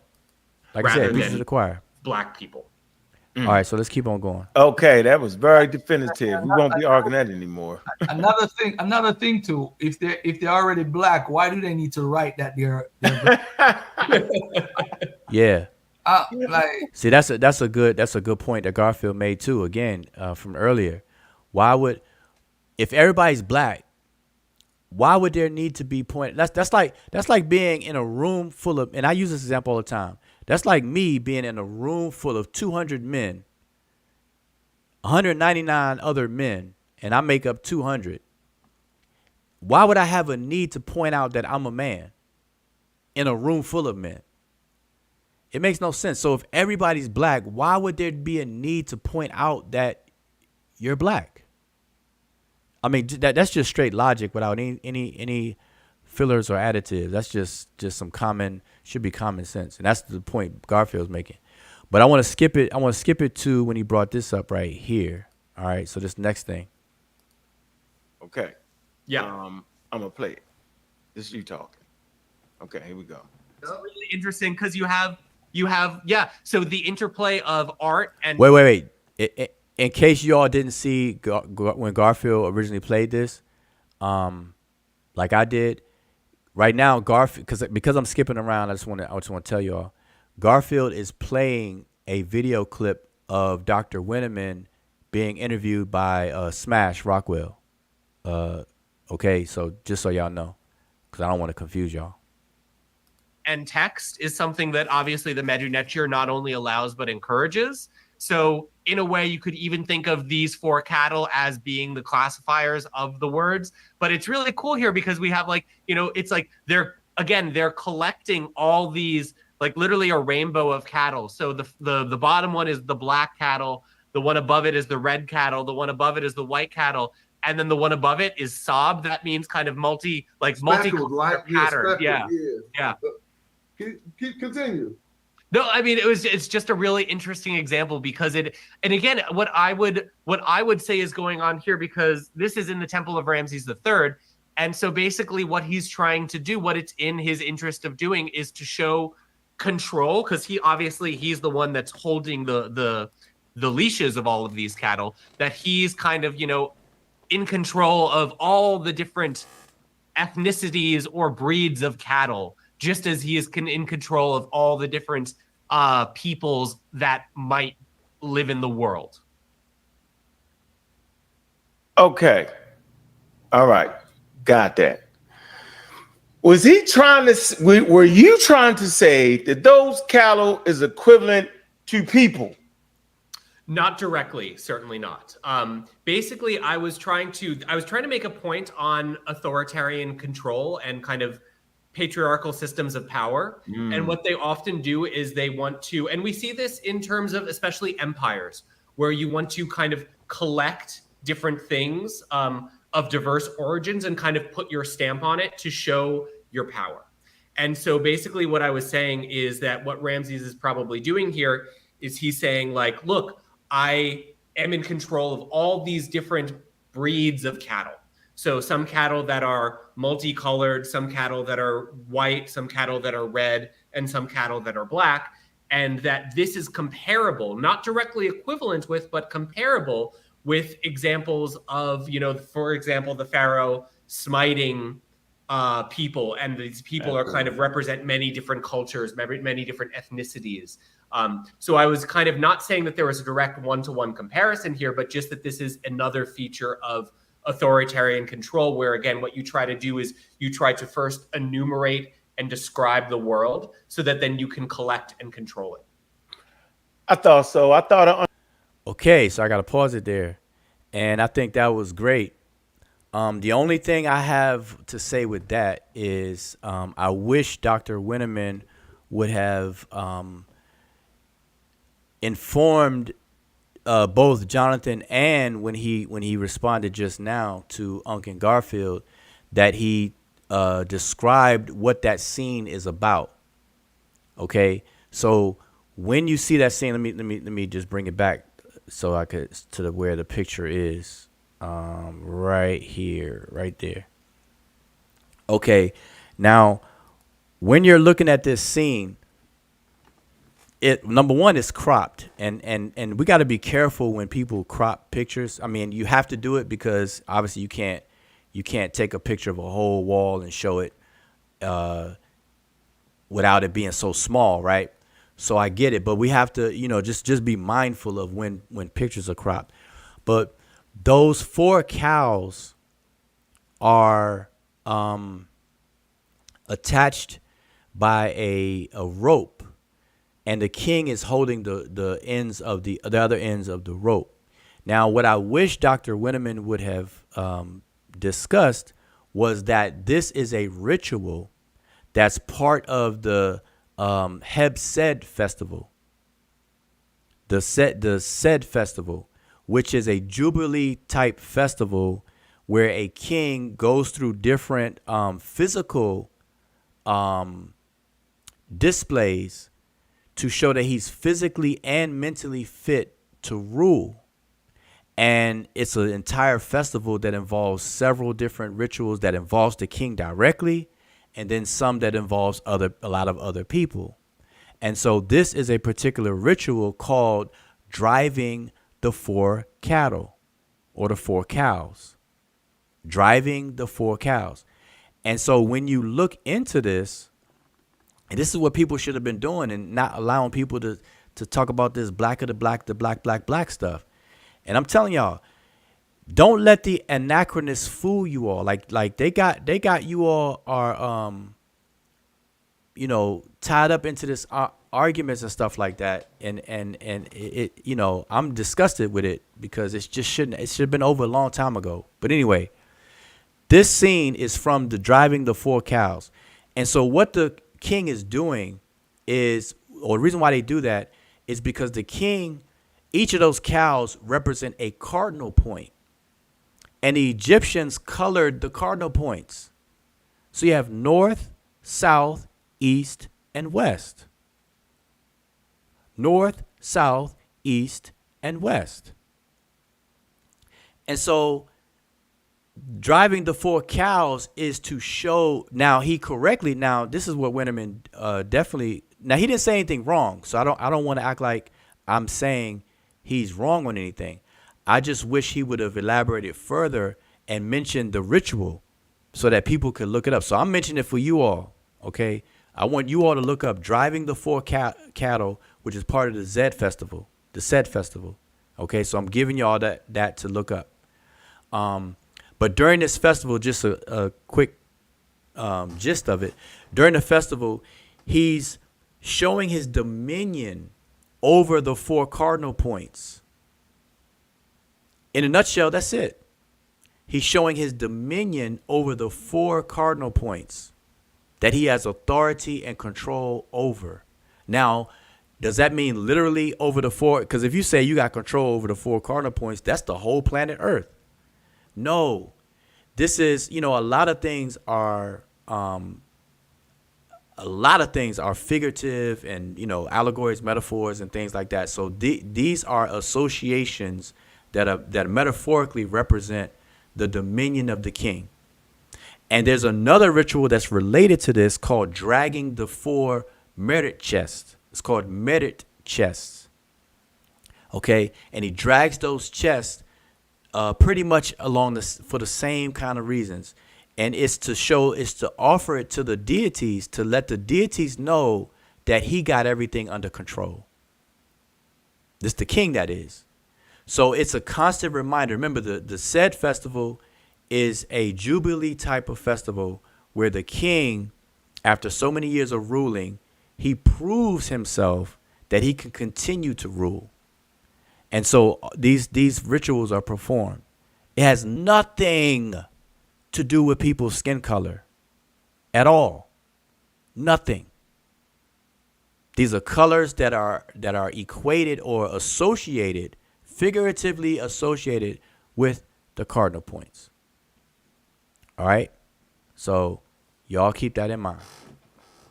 And in fact, white is as a cardinal point is south. Check that out. White as a color for the cardinal point is south. Hence the white crown. Red is the north. Anyway, all right. So, all right. Let me keep it going.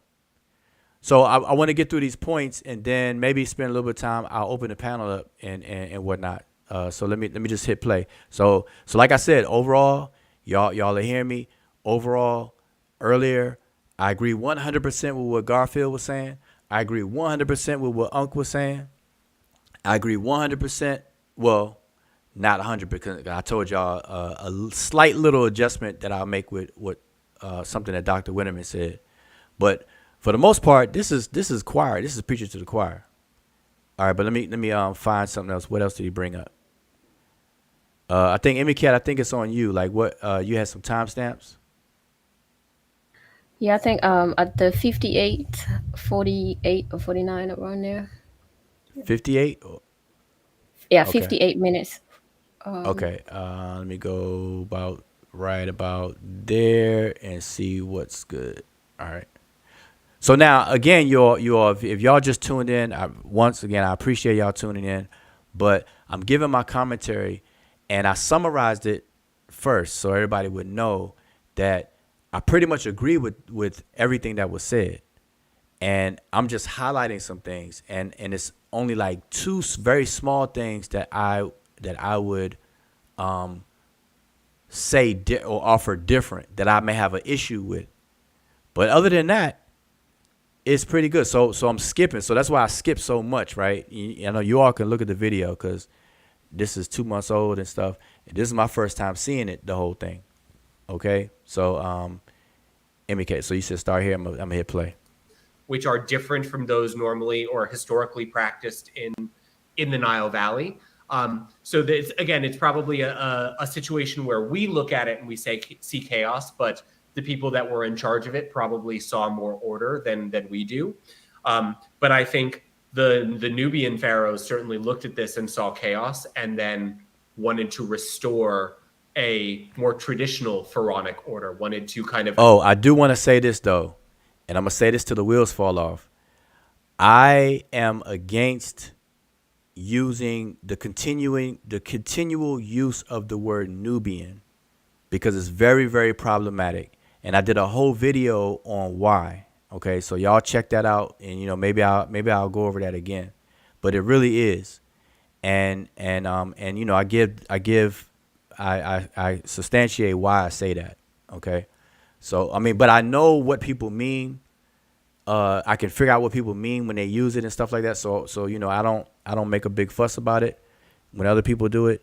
But I really encourage people to stop using it and use the correct the better terminologies. All right. So anyway, again, saw themselves as the bastions of Egyptian culture, of pharaonic culture. Now, kind of allowing that. Then the historical situation has allowed them to reassert it, and it has been an imperative of theirs to reassert it on the entirety of the Nile Valley.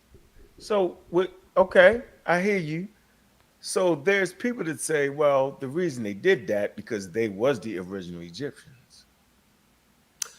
And again, I don't think there were originally Egyptians, and I don't think there were originally not Egyptians. Again, these are lines that are okay. I think very artificial. Again, they're more the construct of authoritarian regimes that are, it's, it's always, if you want to control an area, it's always easiest to kind of, see where it's feasible to control, go up to that point, and then tell the people living there that despite interacting with the people south of this line for millennia, that now you are something that they are not, and they are something that you are not. And that these narratives are, coexist with other more realistic narratives.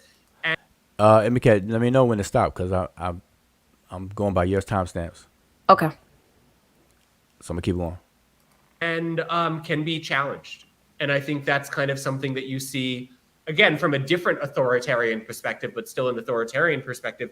I think that's something that you see in the 25th dynasty. I think until the Egyptian First Dynasty placed a border very clearly at Aswan, just south of Aswan, where the first cataract begins, where, again, it's difficult to exert the same degree of control along the Nile because of the geographic realities of the Nile River at this point, where it turns into rapids.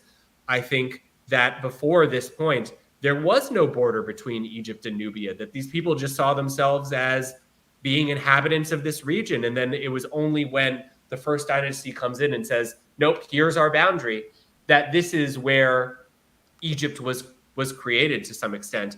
But again, is never reflected the reality of the people living there. Yep. Yeah, that makes a lot. Okay, so go for it. What, you had some comments on that? Yeah, I think that was really good, because that's something that you've always kind of said about if during the unification or the Sematawi, it was more of the people or the regions that agreed to be under that one rule, and Ta-Nehisi being left out, in that sense, and people understanding the reasons why otherwise it would have been part of. But when you form a nation, which is now you have the Kemet or Sematawi at that time, then that becomes the definition of the people, even though like he said before, that there was no that notion of that separation. It's not there. But once you have that separation, then how people try to use that these people kind of they might have looked the same or things like that, then that means that the so-called Nubians are also the Egyptians because of this and that, and they also are the ones who formed Egypt and things like that. That does not make sense. Once a country or a nation has been formed, then that becomes the definition of that nation, and the people of that nation are those that are within that, and then everybody else gets excluded, even though before that wasn't the case. And we see that even in modern days on a continent. Okay. So quickly, y'all, very as concise as I can be and as quick as I can be, I just want to share this with you all, because I did an entire video on this as well. And I'm telling y'all got to stop sleeping on our archives, because all this stuff that I talk about, in the past 2 months since we've been back, and even before we left on a hiatus, it's been very repetitive, and I don't mind it if it's making a difference. But at certain point, you're like, man. So I just start referring people back to older videos, because we go into depth about these things. But for right now, I'm going to be very brief and just share this with you all with what Dr. Winnerman is saying in alignment, and also why using Nubia and Nubian is problematic. Okay? Be very quick as I can. So here's the thing. And I want you all to, I can't see the chat now, but I'm open up the panel in a few minutes, right? And for a few minutes, because I'm not going to be on here all night. But some of you all know this, or should know it. Okay, so the first thing, number one, is that in pre-dynastic times, again, pre-dynastic times, archaeologists have identified places and congregations of people by their archaeological names. So, or cultures, they named them. You have the Badarian culture. You have the Nakada culture. or the Nakada period. Sometimes you hear it say Nakada culture. Sometimes you hear Nakada period, because they break down Nakada into 1, 2, and 3. And sometimes you'll see 1A, 1B, and 2A, 2B. It depends on what is being discussed. So I want everybody to understand that. When you hear Badarian, when you hear Gurzian culture, Amratian culture, etc., and Nakada culture, you're talking about pre-dynastic times. There's no Egypt. There's no Kemet. There's no ancient Egypt. None of that yet. Okay? But I want to point this out on this map, right? So, and I'm going to scroll. So you see the Mediterranean Sea. You see the Delta. So as I scroll down, I want y'all to see where Nakada is in relationship on this map. Here's Nakada.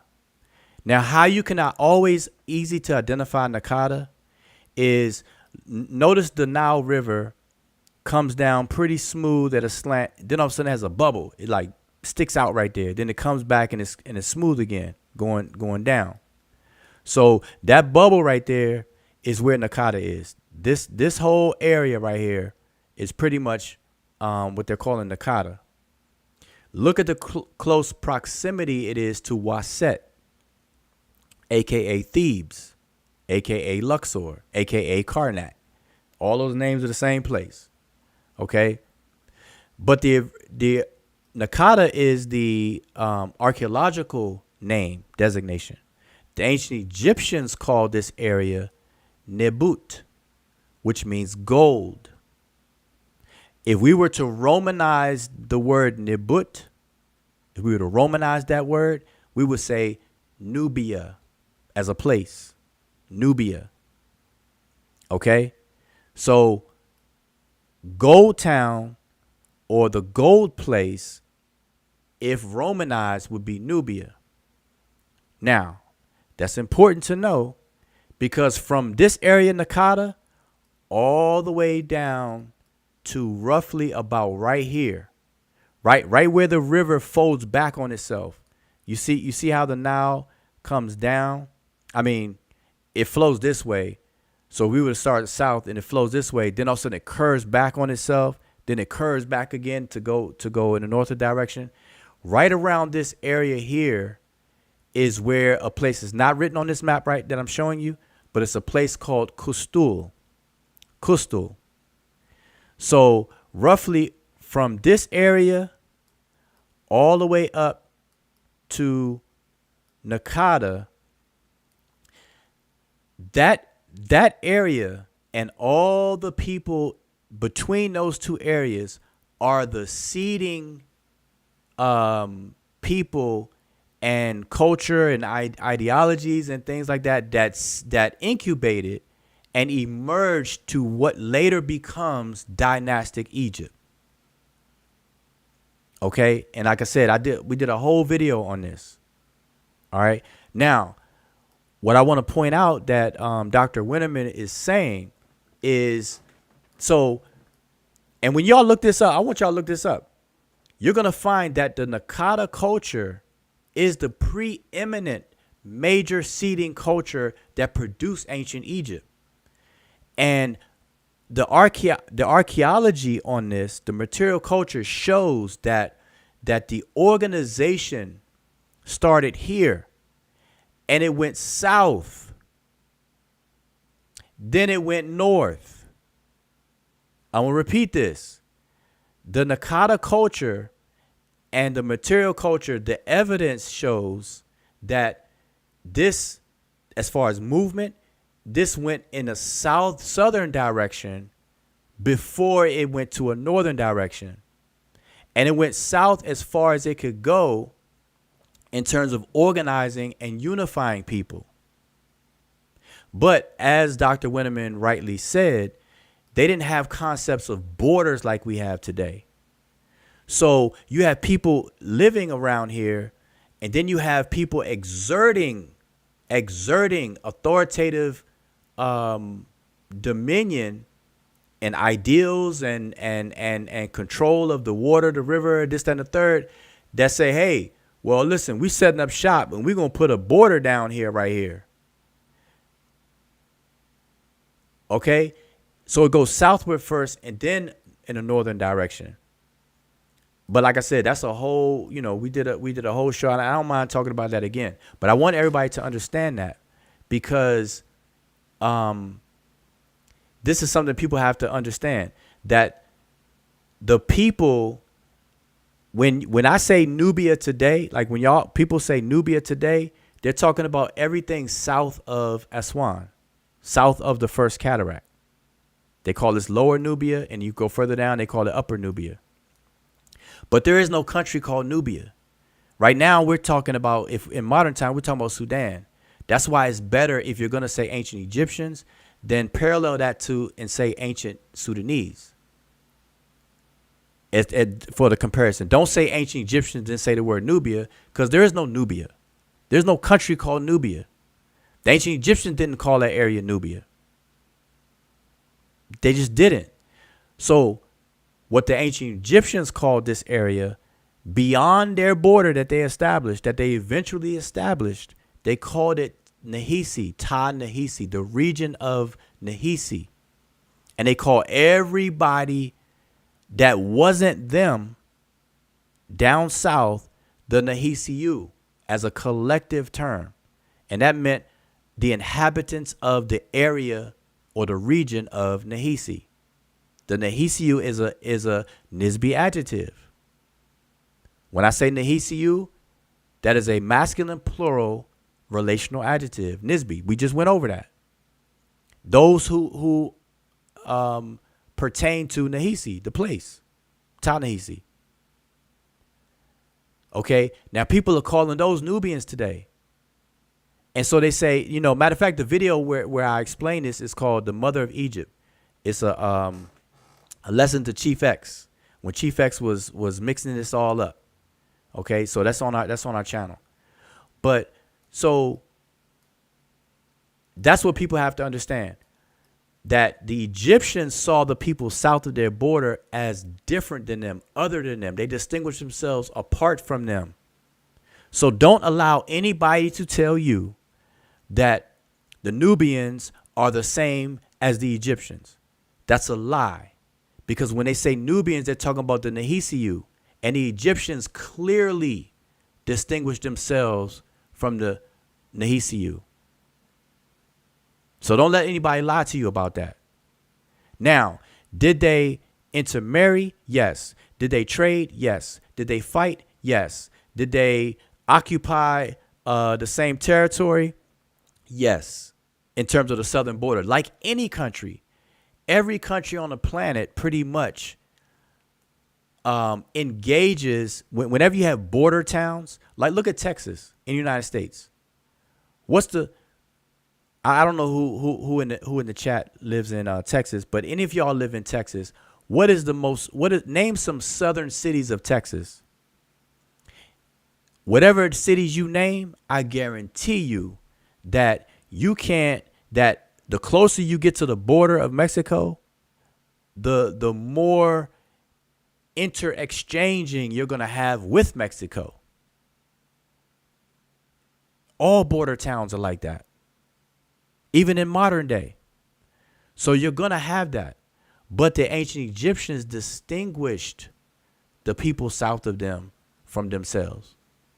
The ancient Egyptians are the Remech. The people south of them were the Nahisiu. If they were the same, they would not have had two different names for each other. That's stupid. It just wouldn't make sense. So I just hope that everybody understands that. I just want to point that out quick. But, we can go into this more another time. But I already did. Check out the video. All right. So they're not the same. Whatever. The seeding, the primary seeding culture came from within Egypt to produce Egypt. But as I said, remember what I said, this entire area from Nakada going all the way down to Kustul. That's why you see on the Kustul incense burner, you'll see iconography of a king on the throne with the white crown and things like that. So you'll see evidence of different elements coming about during this incubation period, this period where they're starting to organize and to set up a bureaucracy to control the water and to control the flow of the water, to control access to the water, to control, the people and the whole nine. It took a lot of time. See, we think that Egypt just came out of nowhere and just snap, crackle, pop. That's definitely not how it happened. It took quite a while for it to come about. It's just that the archaeological record is, in terms of the quantity of materials and things like that, it takes a long time. It's not as much, and it takes a long time to really, really wrap your mind around what's going on. So if you look at the latest and greatest archaeology, Egyptian archaeology, they're going to all tell you what I just said. And I could share some books and stuff with y'all too, maybe, another time. But anyway, I want to get back to this. So, Emicat, was anything else about that? Oh no, that's good. All right. So, what was the next timestamp? The next timestamp is actually not so far from it. So is 1 hour 2 minutes, and then you just play around 3 minutes of that. I think that 1 hour do. 2 minutes. Okay, Yeah. right here. All right. So let this play. Again, it's really not sustainable. I got a new person on Sosa. Do you have any questions, Sosa, or are you just listening? Can't hear you, brother. We got Sosa in the building. Can you hear me? Yes, sir. Yeah, I got a question I was interested in is if you look at the because I was looking at this one excerpt from it called the teaching of Ptahhotep. Are you familiar with it? Yes, sir. Yeah, I got a question I was interested in is if you look. Hold up. I just noticed Unc was shaking his head. Uncle's like, Sosa, don't mess it up.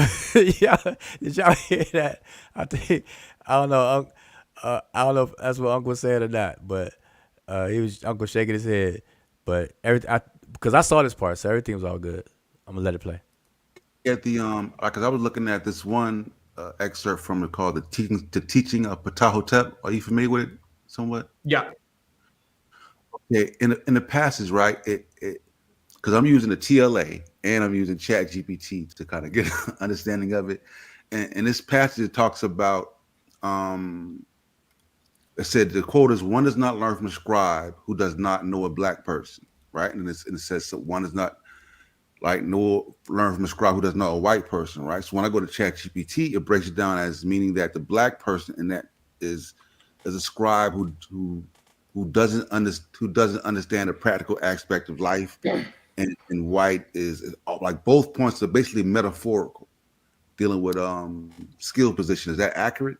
Without looking at the actual passage, I'm hesitant to offer any type of opinion. I'd need to see the quote itself. See, I like that. See that right there? That was excellent. When he said he's reserved from offering, an opinion about it because he would need to see it and stuff like that. And I like that. That's what a lot of other people need to adopt, especially, from what I'm seeing. And me, I say the same thing. Even last night when we were live last, somebody asked me about something. I said, well, hey, I'm not informed enough about that. So there you have it. But anyway, I just want to point that out. I like when people do that. And unfortunately, I don't have my edition of Ptahhotep in front of me. But I would say that one of the interesting things, because I'm curious to hear more about how you're using ChatGPT. I find that, or what I've heard, I'm always suspect of using AI when it comes to these kind of things, because AI is more creative and less accurate than you think it's going to be. So it's almost more like you're talking to a person with really interesting ideas, but that this person is not trained in kind of, traditional rigors of the field. So unfortunately, I just feel I don't want to say too much more without looking at the passage itself. Okay, because some of the problem I'm running into in the community that we're into a lot, right? We see a lot of in Egyptian text. You see black person, white person, red person, but we know that type of construct didn't exist, right? So I Yeah. think there has to be something different, right? Other than what we're thinking from our 2024 viewpoint. Yeah, well, to be honest, again, maybe I'm a little confused here because the way, at least the Egyptian text that I'm looking at, and that that I've looked at for the majority of my career, I don't see any of these kind of colorisms. I don't see any black people, white people, red people. Um, See, there you go. There you go. Yeah, The expert has said it. that's yeah, that's it's a safe place to stop because it's just gonna re-emphasize that. Okay, but go ahead. You had some comments on that? Well, yeah, three things though, but I think the one thing you already said was, and that's something that we've noticed a lot, and I've noticed even on the interviews, those really good interviews that Garfield and Ankh have presented, is that you will notice that when something is not known, they'll just say they don't know, but then they just not to leave somebody dry, then they can just add their opinion at that point, on that just to get some kind of basis in it. And that's really good because that's things that you don't see a lot of people saying, I don't know. And then the second thing, which is like a dicey topic, is I liked what he said about ChatGPT. And I know we caught a lot of hell when say something around the same area, is that ChatGPT is very creative. And we said this is why it's a really great tool, using it for things like blogs and marketing and things like that. It's because it's creative with the language when you understand how the LMS works. But when it comes to accuracy, which we did show, it's a little bit iffy, so. And I think what he explained is it's not trained, but it's like having somebody with really good ideas but is not well trained. So that's how so he's a little bit he holds back when it comes to the chat gpt in that sense. And we say pretty much the same thing, and we didn't Yeah, say but that we don't use we chat call hell gpt. for it. Yeah, and We right, call and hell. I didn't see them Fire and giving. brimstone came down. Yeah, you know what I'm saying, lava and everything. So, but I didn't, but they gave him grace for that. But at least we see that this is not what we say is actually shared. And especially with people in the field that we are involved with as well. And then the third thing that he did say was when it comes to the translation, because on the TLA, which is also another tool that we introduced, but when it was being misused, we also caught not as much hell, but when we said people TLing people to death, it was like, oh, so we can't be using the TLA right now. But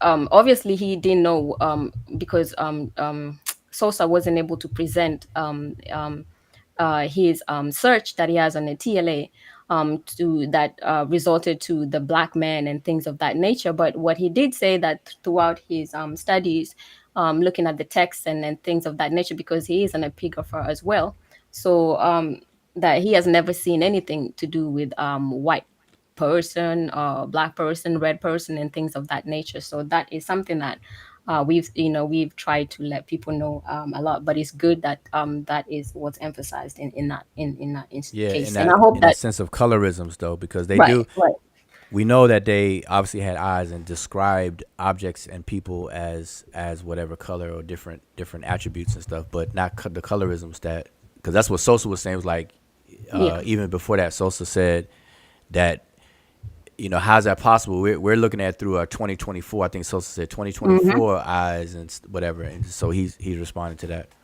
So yep. yeah, And I don't know if Sosa will be able to get in a chat later, but it would be good if he can. I'm I going to put want, the link if you have yeah. another And yeah, I have a timestamp. last one. Uh, Okay, last one. All right, what's the next one?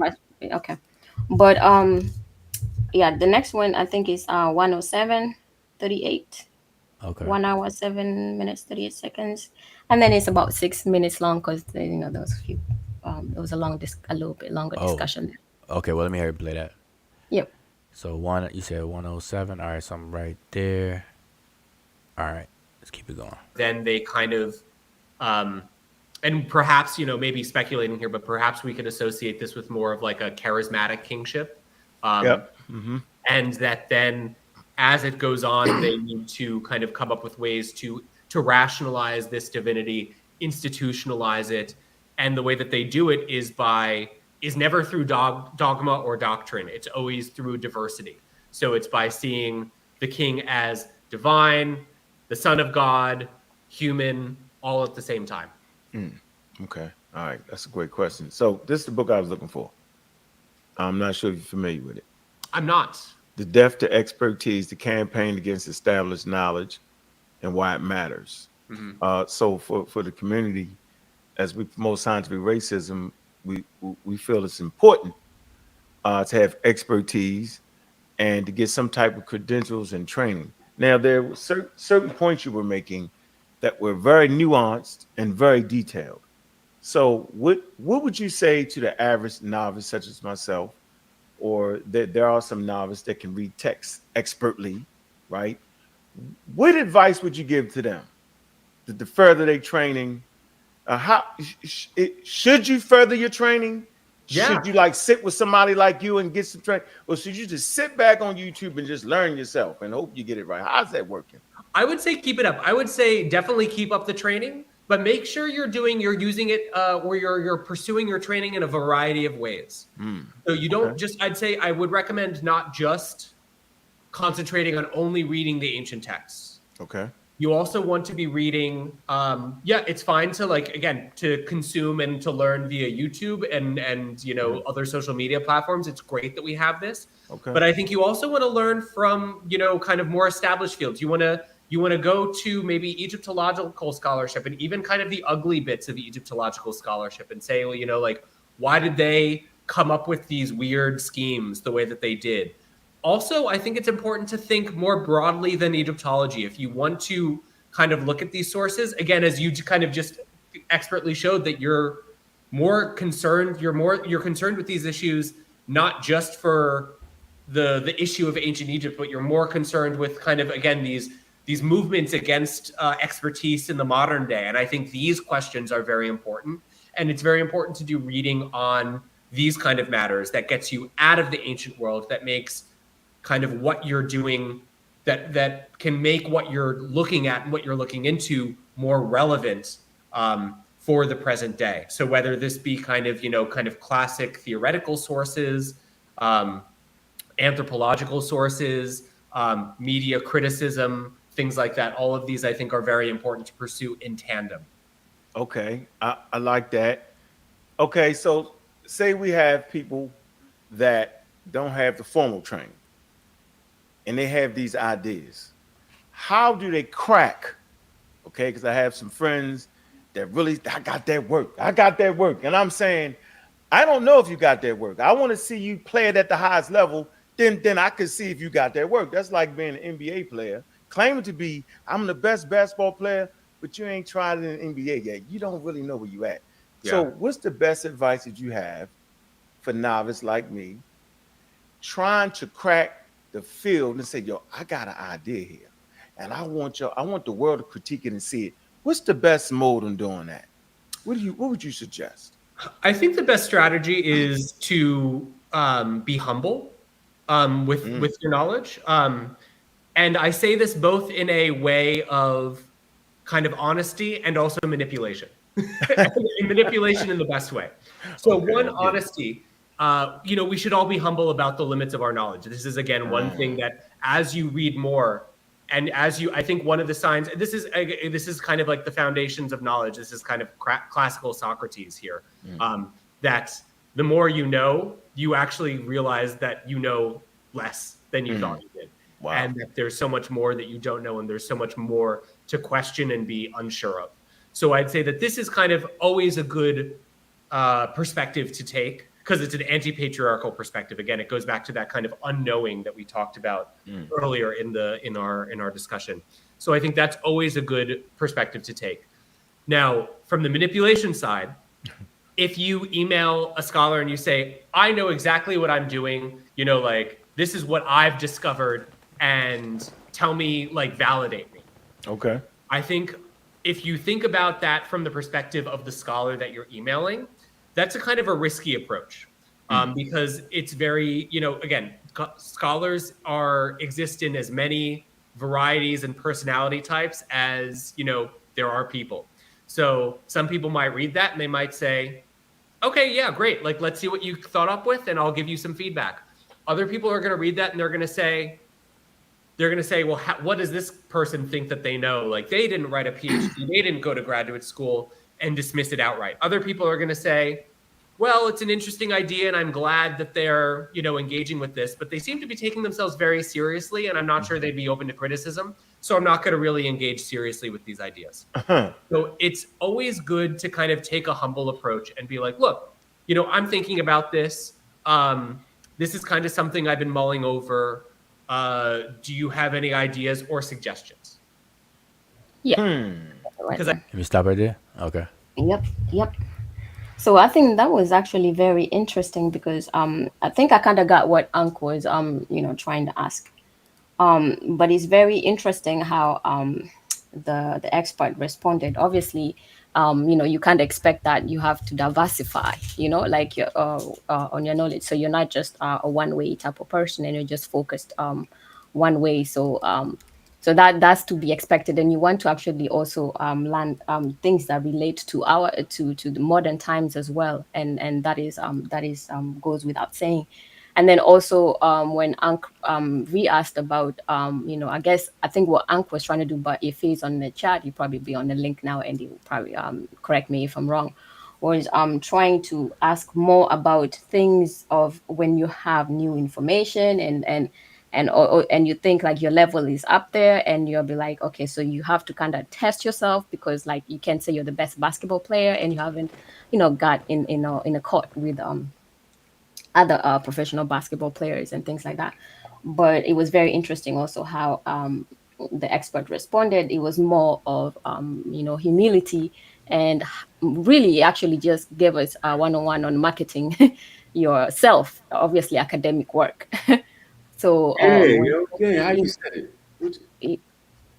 oh So hold on, let me were you finishing, Mikat? Oh no, I was just saying that. So he just gave us just a one-on-one on how to market yourself in academic field when you have stuff. So you have to be humble. You also have to be manipulative, kinda a little bit, where obviously you don't want to go there all headstrong and be like I'm the ish and all that kind of stuff, because what that can happen is some people might be like, okay, I'm interested to give this person some opinion, but because of how they perceive themselves, they might not take my criticism well. We saw that with Neil deGrasse and what's his name, Terrence Howard and whatever. But then some people might just ignore and say, I'm not even going to give that person time. They ain't got no PhD, I don't know what, then they don't have any kind of dissertations and things like that. But then other scholars may be like, great. So you see that, and like he said, all these scholars, that they're all different characters and things of that nature. So you have to know how to market yourself to them. But what is important is that I didn't hear no mention about no degrees. Like you will, like he did say that some people that might be their what their criteria. But on him personally, I didn't hear him say that, well, they will have to get some degrees and things like that. But it almost was focused on the approach and the work. And I think that was something that we've really discussed a lot, and it has to be emphasized. And I think, and probably it has to be a question also asked to others as well, and so that everybody can get a good holistic understanding of how experts think when it comes to this kind of stuff. Yeah. All right. So before I'm gonna open the mic for Unc. Unc's the only one that came on so far, but I put the link into the chat. So I appreciate everybody tuned in and tuning this long. So basically, just a quick recap. I just gave my real time reaction to the first part, because Garfield played it earlier, and I started watching it after it was like 25 minutes in, so I didn't see the beginning until just now, and then I spot through it and made some commentary. So I hope you all, could stop asking me about my commentary, at least on this one. I'm gonna find the other one or some other ones and do the same thing. But so now I got the floor open. Brother Ankh popped in, and anybody else got any comments or you want to share anything? You're welcome to come on in. And so Ankh, the first Ankh, let me say this because I don't know when you started watching us, tonight, but just to give you my summary. So one, I want you and Garfield. I wish Garfield was here too. That I 100% agree with what Garfield was saying earlier, like some comments, and I paused it there, and then the things that you were saying. So I agree 100% when you were saying, or you saw it. Yeah, You yeah. listening? Okay, I okay, appreciate that. So yeah, I will always want to start with what we all agree on. So like I said again, out of that whole video, there's only two very small things that I would have an issue with, and that was two things that Dr. Winnerman was saying. And I had I already expressed that earlier. So Okay. anyway, Give me a floor. timestamp. That'll be interesting. Let me share my screen. So I'm gonna show you why you agreed. All right. How long you think you've been saying that?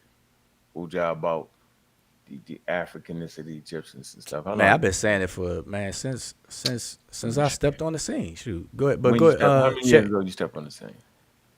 Man, like seriously doing like I came on Facebook about 2009, so I would say around not too far after that. But you can share your screen. I'm gonna share my screen. You see this?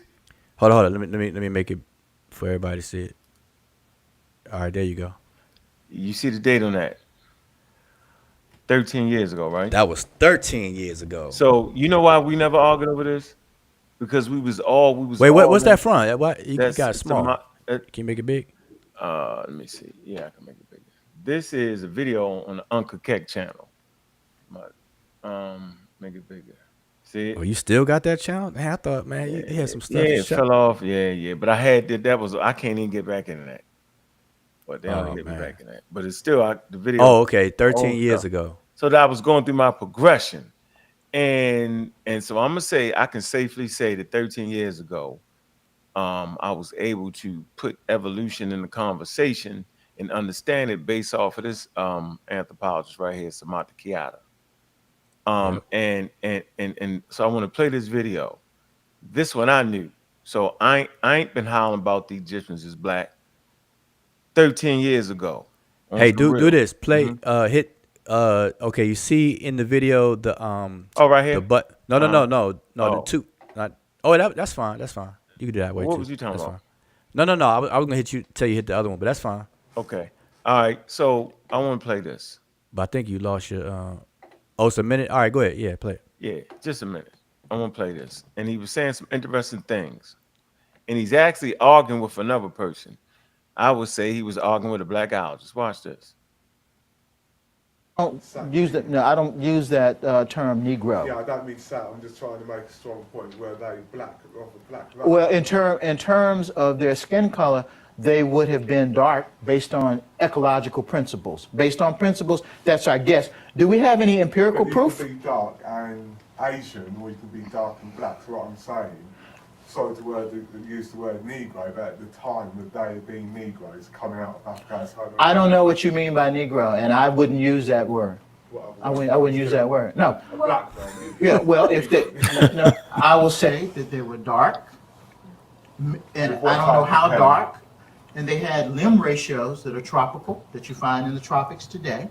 Okay, those are all things that, based on biological principles, would tie them to where they are. And most people and most scientists would say yes, they would have been dark. How dark, I can't tell you. They wouldn't have been blonde. No, if that's what you're asking. If that's the hidden question underneath, they wouldn't have been blonde. In other words, they would have been African from Africa. They would have been. At that moment in time, you're talking about a species history. Sorry. Okay. We need to just issue. Wind down now. There's no more questions. So yeah, he actually, when you get a chance, you should go back and review some of these videos on your channel, bro. Because in actuality, what he was doing was he was actually shaping my opinion and understanding, how to apply certain words, what words made sense in the cultural context, what words made sense in biology and evolution, right? And that's why we never argued with it. We was always on the same page. Right, Right. right, Matter of right, fact, I right, got right. this saw, and I was talking about the video. The first person that actually put me down with the daggone video was in Gozy, and we had these so we was way always past everybody on that. I'm not sure if Smash was around yet, quite. So I could see why Smash would play that card because he's not really into the evolution like that. That's not what he does. That's not what he's doing. So I could see him doing that. All right. But So also you see, I know you understand anachronisms facts. because I know we had many conversations about that in the past, and so I don't even call them blackologists anymore because blackology means study of, and it's the study of black, but I call them anachronists. So because that's what they're doing, they are violating anachronisms when they try to put all that stuff backwards, on both sides, with white people doing it for white and black for black. So but so I'm saying, so with you, I know with you and then a few people, those are key elements. So I think if people studied what you just said and the video and Kiata's approach to those conversations, because I think it was a British guy that Yeah, it was was a British guy. It was two. It's another guy on there. Start getting to it. Don't you mean it was crazy? And he's Oh, saying right, no. There's right, no right. one way to. He talks about how Asia, and how you have Europeans live in Asia. You got people from India. Is Asia. He talks Yeah. about Japanese, Chinese. He said they're all Asians. So there's no one way to be Asian. Just like there's no one way to be African. Yeah, yeah. And so yeah, but we've been doing this for 13, 14, 15 years, way ahead of the curve. Right. So when you brought up the John Henry Clark video, when you played that, that was like, man, yo, come on, yo, 1973, this man was saying that, yo. So that's Right. how well read he was back then. And you can hear his conversation, what he's saying. You can tell what he was reading. And you can Yep. tell he understood evolution in its proper cultural context with just the whole 9 yards. So it's important, man, to be well studied. Yo, we wouldn't. That's why we never fought over this. The squad, we never fought on that. Right. We never fought on that because you'd have got bludgeoned. But here's the question though. See, here's the question now. Like, I understand it like it's like water, right? You understand it like it's water. Facts. So the question is, why are so many people, relatively speaking, still arguing about it then? They scamming, bro. And when I say scamming, I mean it in its very pure sense. They're attempting to do something they know damn well they can't do. They're not that damn stupid. And I'm saying you playing with us, and it makes no sense to play with us like that. These conversations we could be getting to. I'm gonna send it to you. I even played Deborah Hurd, man. You know, she's a PhD student at Chicago Institute. Not Chicago, what they call it? Chicago Oriental Institute? Oriental Institute, Chicago, right? And I played the video, and it was one of the toothpicks. I don't even call them the archers. It was the toothpicks, shooting toothpicks. They actually was on the panel and asked the lady the question. I just got what you said. That's messed up. Yeah. Go ahead. And they got on the panel and asked that lady that same question. And the lady was like, no. She said, we don't even use those terms, right? And she said, that's racist. We don't want to sound like white people. She said, it doesn't even make any sense. And she talked about you can't get stuck right there because there's so much more to learn about Egypt. Right? It's so much more. Yeah. He said, we're trying to get into what type of food production was, what ideas they have. They was actually trying to move the needle in that direction because they know this spot right here, you can get stuck forever trying to do that. And that's my mantra. That's what I've been saying, and I'm saying it now, and I've been saying it. That is way more. Like this stuff got people stuck, stuck on stupid quicksand. It's just once you get trapped, you try to wiggle, and then you get sink more into it, and you got to be. I even got to be careful when I talk about it because you can get drawn into it, and then it just takes up time. It's waste time. It's wasted time. But nah, but I'm saying that's the question. Why? So you saying scamming? Yeah, on purpose, Joe. Like you doing because now you can get people who aren't as read. right, as we are, and you can manipulate that situation. It's a feel good story. It makes you feel good. You be like, yeah. It's like, when you Yeah. take indigenous Native Americans from Mesoamerica, you see some of their paintings and you see their skin, my skin color, your skin color, a little bit darker. And you manipulate that situation based off of people's ignorance and what they have not read. It's like being around Malachi York. He manipulated people who weren't well read on subjects. And once you became well read, you start to say, man, you're sounding crazy. So the more solid information you read, the more crazy people start. They start sounding like this. Wah, wah, wah, wah, wah, wah, wah, wah, wah. You're Yeah. like, come on, man. Like You know what I'm Charlie saying? Brown, on the parents on Charlie Brown. Yeah. So, Want, want, want, want. mhm. But hold up, this person says, I just want to address this real quick. So this is Alexis. So he says 13 years ago isn't ahead of the game. Dr. Clifford Black was teaching race is non-scientific in the 80s. So I just want to clarify this. So 13 years ago, it's not meant to say that we were the first to bring this up. Right, It's in these settings and on Facebook, Blog Talk, and YouTube settings. We were saying this 13 years ago. The point of Ankh bringing it up and the point of me bringing it up is to show that, one, on this point, we've been consistent. And then two, we've been saying it for the longest time. That's the whole point. Not that we were the first. I could show you somebody before 13 years ago that was saying race is non-scientific. There's no biological reality for race. So I just want that to be clarified so nobody be thinking the other way. He hating. He doing that on purpose. Just want, Having fun. Yeah. but I don't know if you heard me tonight, right? I brought up because I paused the part of the video where okay, here comes Sosa. I paused the part of the video where Dr. Winnerman mentioned Badari, and so I think that that's important for people to start looking into if they haven't already. The Nakata culture, the pre-dynastic cultures, the A group, B group, C group cultures. Now, I want everybody to notice that archaeologists don't make an attempt to name these people. They just call them Nakata culture. They call it Badarian culture, or they call it A group. These kind of generic abstract things, because that's prehistory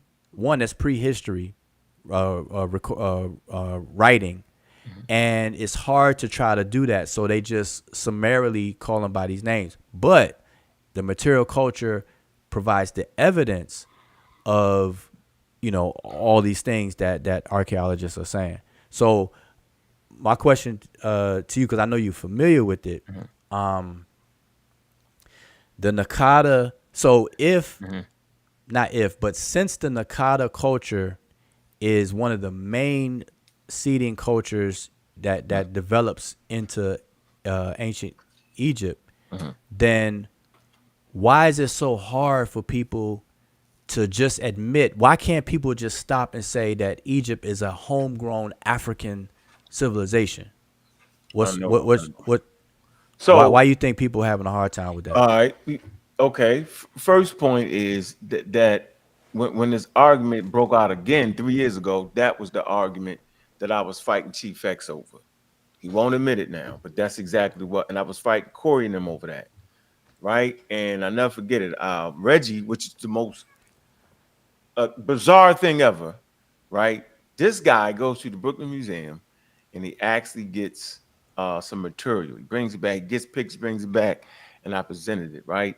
And so, these days, it's the material is starting to say that they are indigenous Africans. It's taken a long time to get into the museums, but now it's there now. That's what they're trying to say it in this proper cultural container, right? And so now museums are starting to say it. So when I put that information out, like everybody got quiet. You know how those moments happen, right? When you actually say something that's right, when you really say something and you support it, they don't argue about that, right?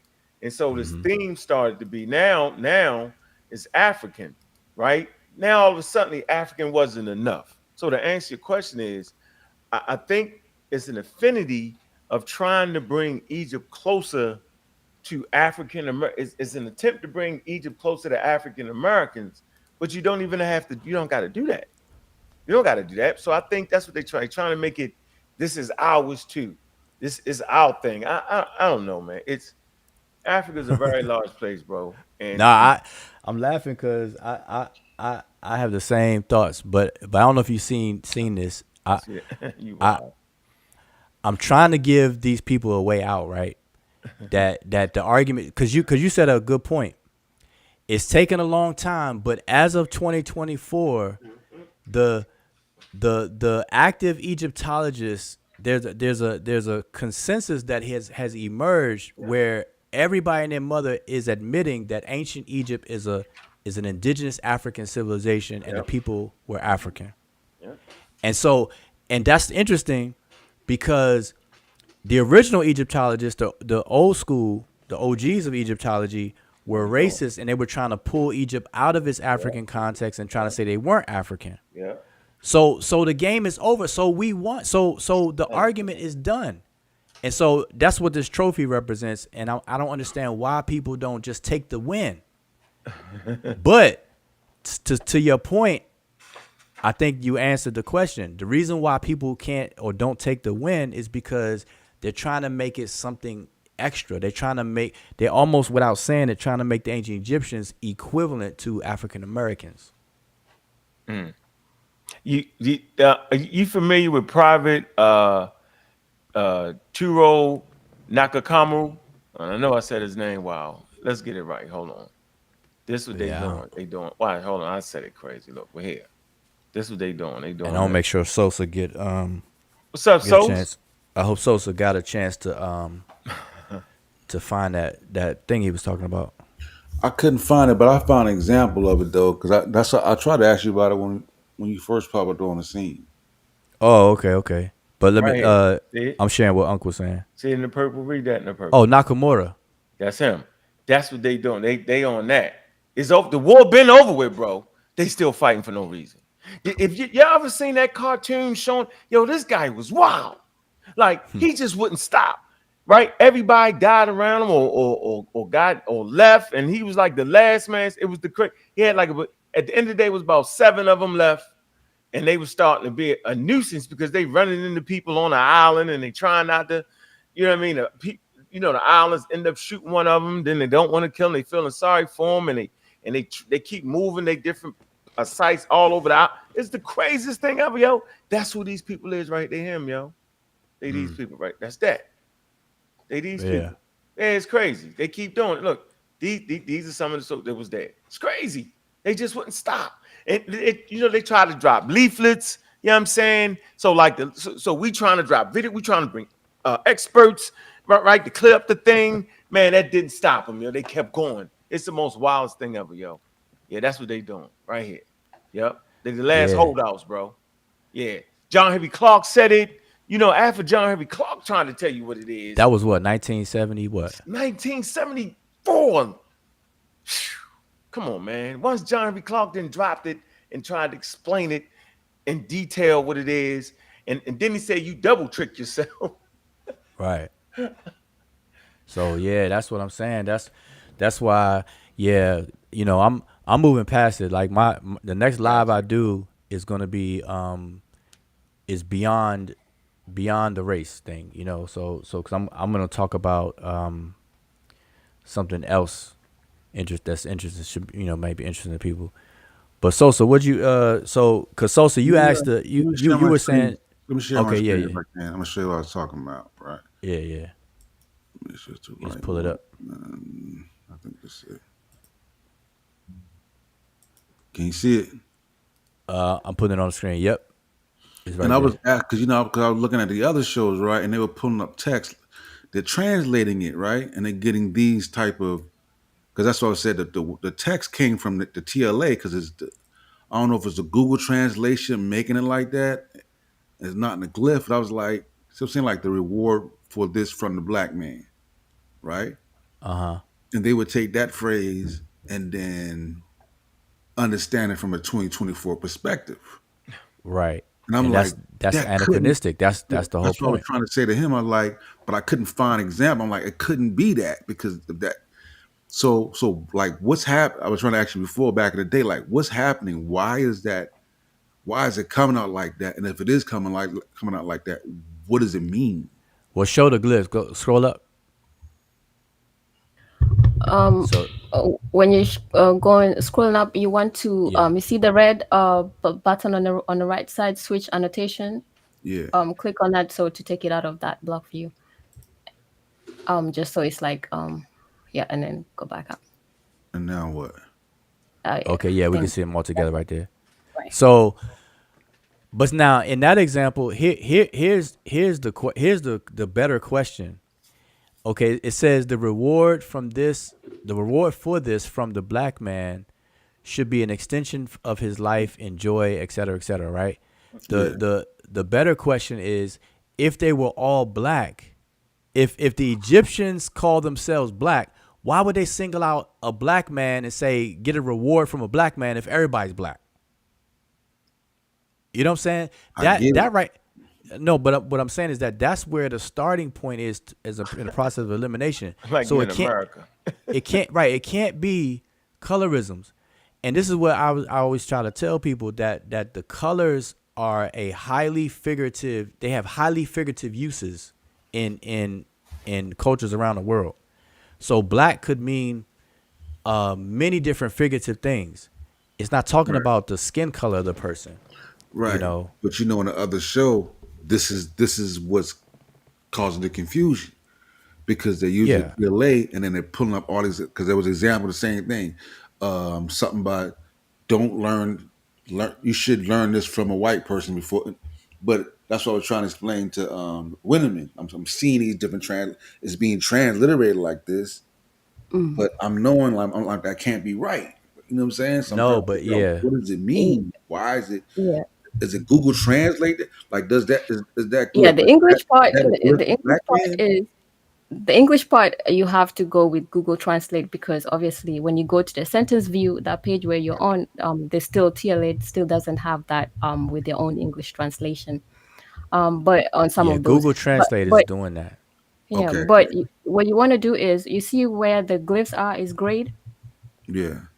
If you click on that, now it's going to take you to the lemma itself of that entry, and then you're going to find out that I think there's two entries for that if I'm not mistaken. So go We'll ahead, see. Have you clicked it? go ahead. Yeah, yeah. Can you see it? Oh nah, I guess you only sharing this one. It didn't show us the. It must have popped up in a separate Hold on. window Let me or show. something. All right, hold on. Let me go back. But that word Kimi, the point. You Yeah, see it? I'm just gonna make my point after. Hold on, let me put it on the screen. All right, there you go. Yeah. Yeah, So and then when you scroll down, you see where the red button that says two sentences. Okay. So on this page, you're actually on the lemma, and I think Ujao has explained what lemmas are. When you're going to dictionary, obviously not all words. You're not going to have dictionaries and things like that, and such databases, including all the different variations of a word. So if you click on that red button, and then it will take you to Sharing. I gotta yep. go back to the Oh let me wow. share it no, because I'm it changing. looked like it was gonna. Oh, Yeah. it popping up different. Okay. Oh, okay. So yeah, so now you have those two sentences, and notice that from the top one is actually that's the second entry in it. Yeah, That's the first and one. that's the one we looked at. And then the first one, now you see, even though it's the same lemma, the glyphs are slightly different. And then the translation here is different, where it says praising the black one. But then this one here has a different determinative, and it's actually Right, talking right. about a Netcher. So it's not even a person anymore in that sense. And so you'll find that all these translations are going to be slightly different and things like that. Even some with the same glyphs will be translated different depending on who translates, and it will show you there. If you keep scrolling down, it will show you who's actually did a translation of a particular entry. So it's people taking the liberties to translate those, and it might appear different at each and every time. So it's up to us to think what it is that is being said. Doesn't mean that because it is saying on the TLA this is what it is, then that's exactly what it is. So you're looking for a Right. black man in that sense, because otherwise you might actually find the same word with multiple different translations depending on who does it. Okay, okay. Because that's the question I was trying to get across the Winnerman. Because I'm like, I'm seeing them use the TLA using it, and they're using that like, see, it's his black man. They dead. I'm like, bro. I'm like, that can't be how it works. Like, I'm Right. sure it doesn't work like that. And I don't even know. This ain't even what I do, but I'm just sure that that's not how it works. Right. I'm saying, and you picked up on it, and see, this is why I'm against people like these tools, and I know we had some fun exchange about ChatGPT, but the TLA, like things like TLA, ChatGPT, and all these different tools, like people just grabbed it. It's like walking into a hardware store and a kid just grabbing all the tools and just trying to use them, but you got to really know what to use them for and its strengths and limitations. So the TLA or any dictionary, people got to really know what's going on before they could try to use it or at least argue from it. It's two different things: using it and then trying to argue from it. But that's talking about with Osiris anyway. Just to cut it short, it's because Osiris is called the Black One, and he's called the Black One for different reasons, man. So, as you can see in the first lemma, the first example that was given, it's tied. They tie right together in the TLA. Right. Okay. So it's not talking about a black man like how we call black people today. Right. Somebody told me that Kemet means is similar to saying Chocolate City. Boy, I lost my head. Yeah, I've heard that argument. That was crazy. Yeah, I heard that. So that was that's what they were saying. Real 09. crazy. That's what they were saying. The 049 was that black town. That's Chocolate City, like DC. Right. Nah. Yeah, that 049 glyph is supposed to be in the N category because it's showing irrigation. It ain't DC. Chocolate City ain't DC. Right. That's what they try to say. Kemet means is like DC. But right there, Chocolate City. The scholars, Rebecca Wang said the same thing with the fortified towns. She referenced the same thing because we do have examples of fortified towns in ancient Egypt, right? Like Thebes and Abydos, Memphis. No, but I'm saying, like, I don't know if you heard me earlier. I was saying that the 049, like with anything, once it solidifies in the study, in the discipline, anybody that does extra work afterwards, it's harder to bring it, to change and make it what do you call it, to get people to conform. So there's been more work. There's been work on different glyphs. Like people spend like years on one word. Like for example, the deity Set or Satuk. Like for a long time, people ain't even know what Satuk represents. Is he a dog? Is he a giraffe? Whatever. So people have spent years on trying to come up with ideas about what is Satuk, what is the icon for him, and this, that, and the third. And to this day, people will still say the old thing and not say the new if you're not into that particular part, like the details. So same thing with 049. Gardner put it into the O for buildings and stuff like that, but it should be with the N because it's talking about the water. When they're talking about crossroads, they didn't have crossroads. So in Egypt, everything had access to water. It was about the water canal and where the water, what the water fed and what it couldn't feed. And so those are not like crossroads where we see a intersection at a traffic light type of thing. It was talking about waterways. And how we know that is because Kemet is spelled within. I don't know if I have it to show real fast. I don't think I have it to pull up like fast, but Kemet is spelled multiple ways in terms of the country. And one of the ways that people are less familiar with, I think I do have it right here. Okay, so if y'all see that, let me put this big. I'm just using the previous slide but just to show. See, Kemet is also spelled with this. This is an N23 glyph. And this is a variation spelling of the kingdom of Kemet. And everybody understands this to deal with water, irrigated land. And so when you look at all of the names for Kemet, Idebwi, which is the two riverbanks, Kemet, Tameri, which is the inundated land, Ta Mary. Mary means inundation. Is the land of the hoe, and all these things. All of it's talking about what water does and everything. So the 049 is a smaller. What do you call it? A smaller defined area than a sapat. That's what these represent.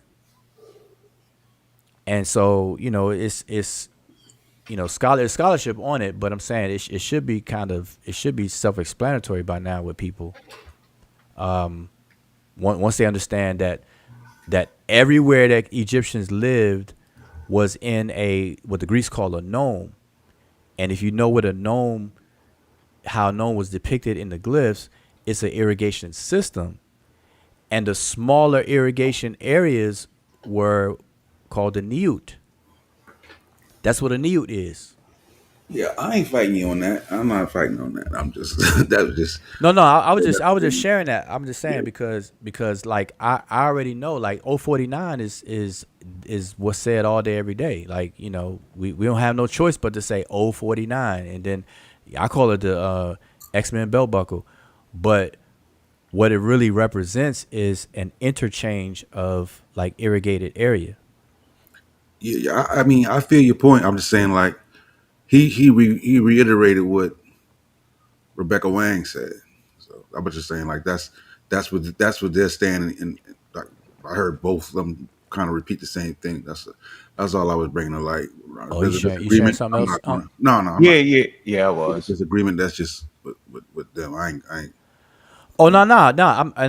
I'm saying like when I played it and he said it. See, I get it. I understand. It's just gonna happen. But if I had a chance to interview another equally qualified expert and degree holder that will say what I'm saying, then everybody would hear it, and then it'd just be two different views of it, and then I'm sure Winnerman will say, well, he hasn't.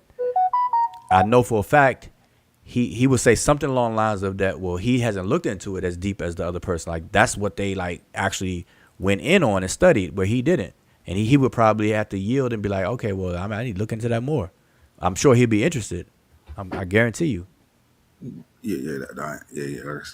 I'll let y'all take your next step with that. I'm exiting stage left on it. Yeah, Bunk, you were gonna share this. What's I this want you to play this video. So that's Deborah Hurd right there. Which one? Which one is her? The Up top in the left? upper left-hand corner.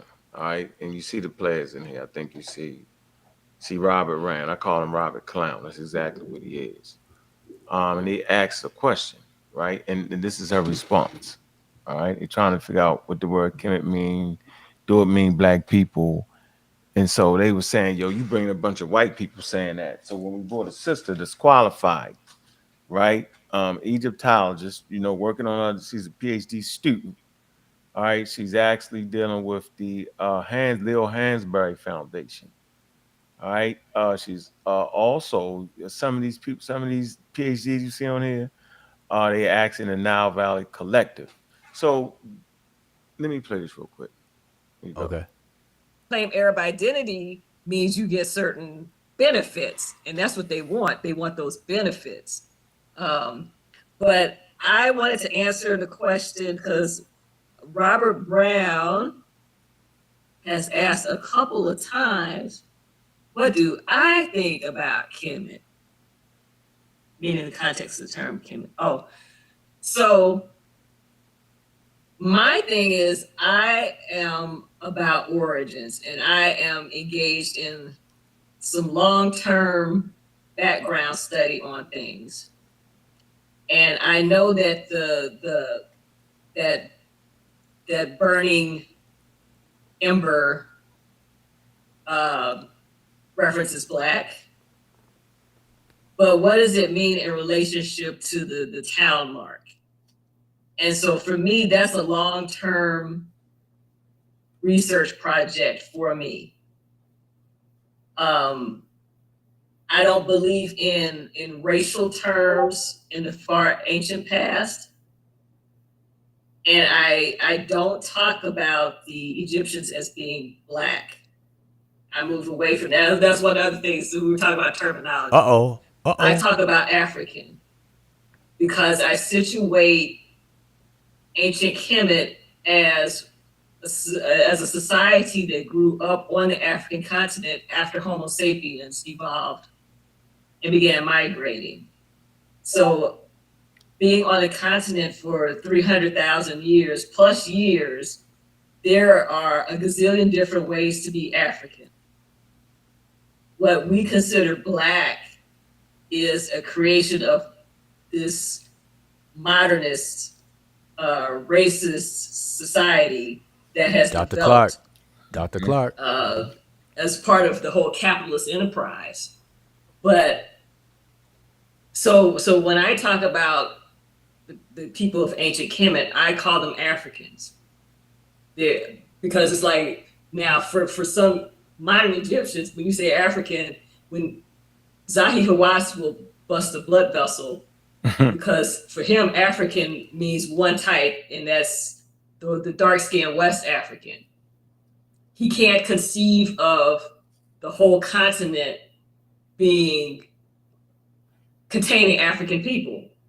But when you have been on the continent for 300,000 years and you've been migrating and mixing and combining DNA, there are so many different ways to be African. So long story short, I'm still, where did Robert go? Is he still out here? They start fading. Oh, there he is. Yeah. So that concept is something that I'm still working on, because I want to see how the archaeology and the migration patterns, how all of those things combine together as an explanation, because I'm really interested in a lot of concepts from about their origins. So yeah, and then we finish it off with the sister. Okay, qualified sister. All right, and so for me, I never said people actually had to have a degree. The point was, a degree is to you're actually showing people where you at, right? A degree doesn't mean that you're better than everybody else. It doesn't mean that. It's a way of letting the average person know that, look, I'm studying this field and here's my credentials. I think credentials are important. You don't have to have them, right? Because at the end of the day, it's always about the damn work and what you can verify and prove at the highest levels. So I ain't never been one of them people. I'm saying the environment that I came into was complete foolery. And the only way to figure out who was cheating and lying and stealing was to say, yo, well, where's that degree at, bro? Since you overthrowing people that are degreed in major universities, where's that paperwork to show that you're legitimate at what you do? Because we were surrounded by people who was illegitimate, bro. So that's why I always said it. And that was my measuring stick. Malachi York ain't had no damn degree. He played and faked and acted like he did. Couldn't show you. None of them could. And so for me, that was a real comfortable space for me, right? Maybe I shouldn't start with you. I'd rather hitch my wagon to some major universities, black colleges, whatever you want to say. Don't matter the color, creed. It's about that homework that they produce, and it's about that. It's about those papers. It's about those archaeological digs for me. And so this sister right here, yo, big up to Deborah Hurd, though. Y'all, I'm pretty sure you're familiar with Deborah Hurd. All right. But wait a minute, but Deborah Hurd and them, they're actually all tied in, right, into this movement of understanding what Egypt is from what's the word I want to use? Afrocentric. Can I say that? The Afrocentric point of view. And well, it's through cultural anthropology, but they're placing African in the center, so they say Afro through the methods of Afrocentricity. Right. So then you on the outside looking in. If they already there, think about that. She from the Diopian school. They promoting that. If you play, let me just get that off. If you paid close attention to the experts who was playing, they was the ones bringing up Diop's and them. Oh, we're absolutely familiar with Diop's work and Theophile Banger. We have to study that, right, to get our degrees. Ain't that wild now? So why is it that they're able to separate the ideas, right? That were unable to come forward and glorify the ideas that was. This is what I don't understand, bro. And we can't do that. Nah, it's a bunch of crap. Well, what I know is wasting time on anachronisms is definitely not going. That's like going in the other direction. That's 90 miles an hour to a red light right there.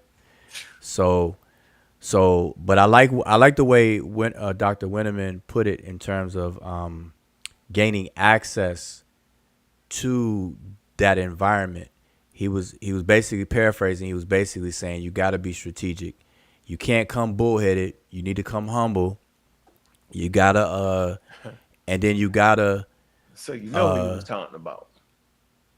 Yeah, you can't be like you definitely can't act like you know it all because see if I like if I think of something that I do every day all day and then I don't know it's like I don't know you could I guess the example you use in basketball like if I'm Jordan and then some little kid some dude trying to always shout and challenge me I'm like man what have you done like I wouldn't even play you because he's bullheaded with it. But if he came to me and wanted to come up under my wing if I'm Jordan and be like yo I got an idea how about this pivot move I'm trying to work on it can you help me then Jordan a person like Jordan would be more open armed than dismissive and stuff. So that's just common sense, like kind of just strategy right there. What he was saying, and that's everybody should be able to appreciate that, and stuff like that. Because that's how you do it. Because now I've been in contact with experts, and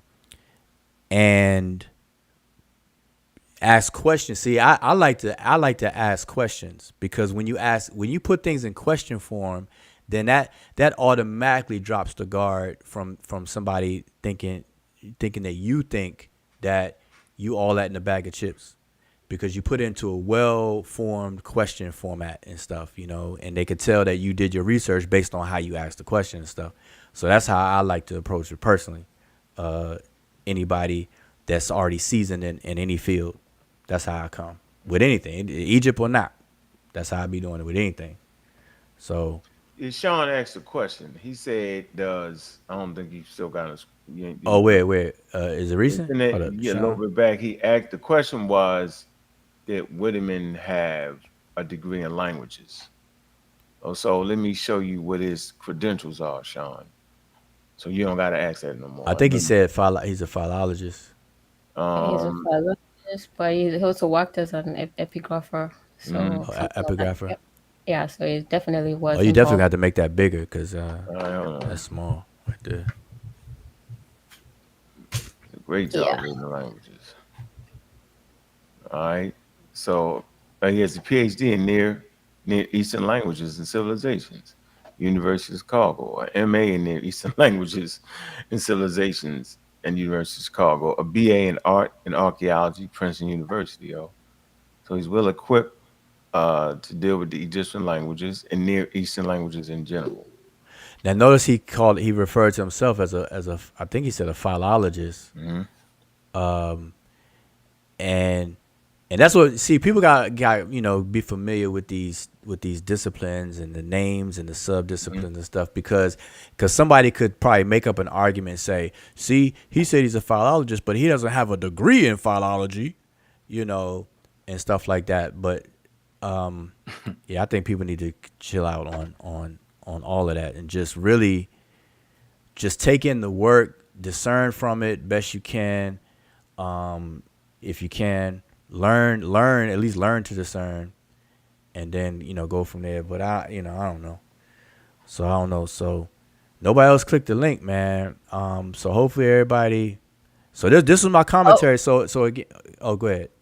Now, since Ankh was here, because I was gonna ask either Ankh or Garfield, especially with this or the interviews that y'all have conducted together, Do y'all ask the interviewer, let them know what the questions are going to be centered around in advance and things like that, or do they just get there and then y'all? You can do it both ways. We've done it actually both ways. But when it came down to this particular series of some of them, I can tell you, Winnerman, we didn't. He didn't care. He was up for it because we had actually interviewed his department head, and so they just they was with it. They just was with all the smoke. To be honest with you, it was fun. And if so, it's just some basic things. And then I'd already knew that Jonathan had already interviewed him, so I know he was already familiar. He had to. Did you get a chance to interview that conversation? No, I didn't. I didn't see that one. See, I just saw. I saw this one. I saw this one for the first time tonight. The whole thing. You know what I'm saying? So it was good. Yeah, go to that interview. Okay, I will. This is the first time we aired that one. That's the first time that one was aired. That's the first time that was aired. You first person seen that. Oh, okay, okay. First time anybody seen that. Oh, okay, cool. I thought I missed it. All right. But no, I want to reiterate this though, because see, we don't. I want you to see that video. They go over some of the text you went over before. Okay. And saying the same thing you were saying. And you gotta watch. I'm saying what you gotta do. That's the one you want to watch, bro. That's I'm gonna check it out. Sit back and check. Seriously, all jokes aside, go ahead, get your popcorn, and watch the show. Now I'm gonna do like I did this. I'm gonna do a commentary. Like I'm gonna watch it, then give commentary on it.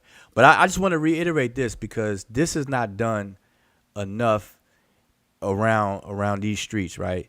We have to emphasize the things that we agree on more than the things that we disagree. So I want to reiterate this, that interview, every statement, like I said, I only had two small issues with something that was said. Outside of that, man, that was preaching to the choir. I feel like I was in church. Matter of fact, I gave Garfield a new name. Garfield's official name is now what I say, Hunibak Atun. He's the high priest Hunibak Atun. Netcher Hunibak. Him Netcher Hunibak Atun.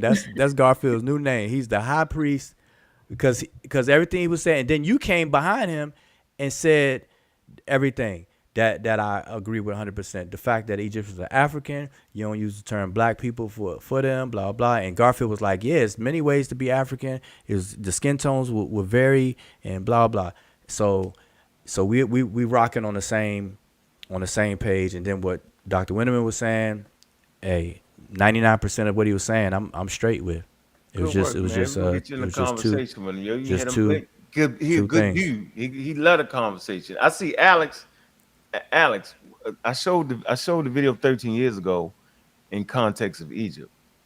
When I first started to understand evolution, I understood race was a social construct. I read the documents from UNESCO, the whole 9 yards, to talk about the first statements on race. So I've been on that for at least 20 years, right?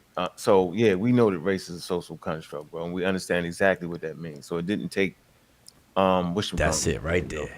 Mm-hmm. That's right. That's the statement right there on the hold. Let me put my trophy back up there, man. That's what everybody got to get, man. I'm passing out trophies.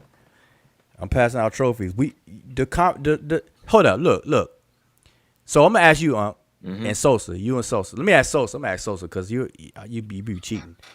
So Sosa, in the okay. I'm not sure if you're familiar with this, but I'm gonna ask you anyway.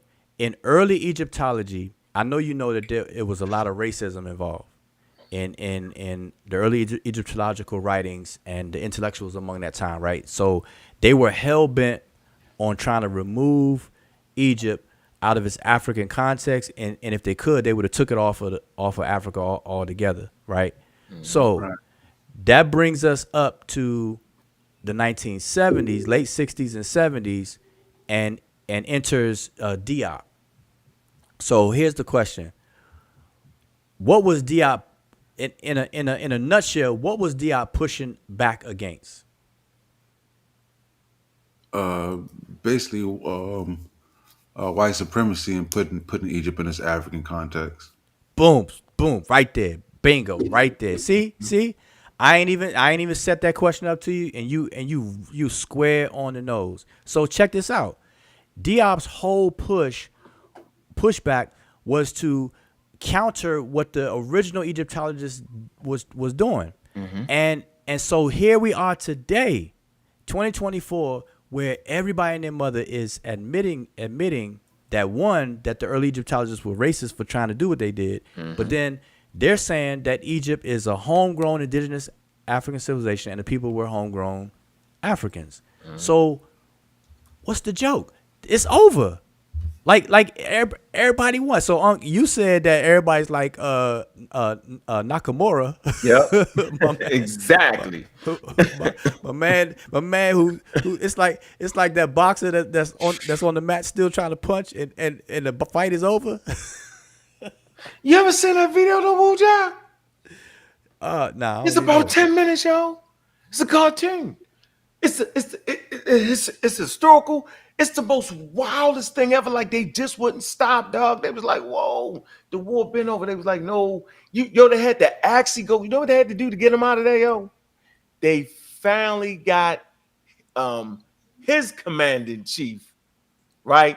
They had to do it like a ceremonial thing because he wasn't believing. He said, "He's trying to figure us out.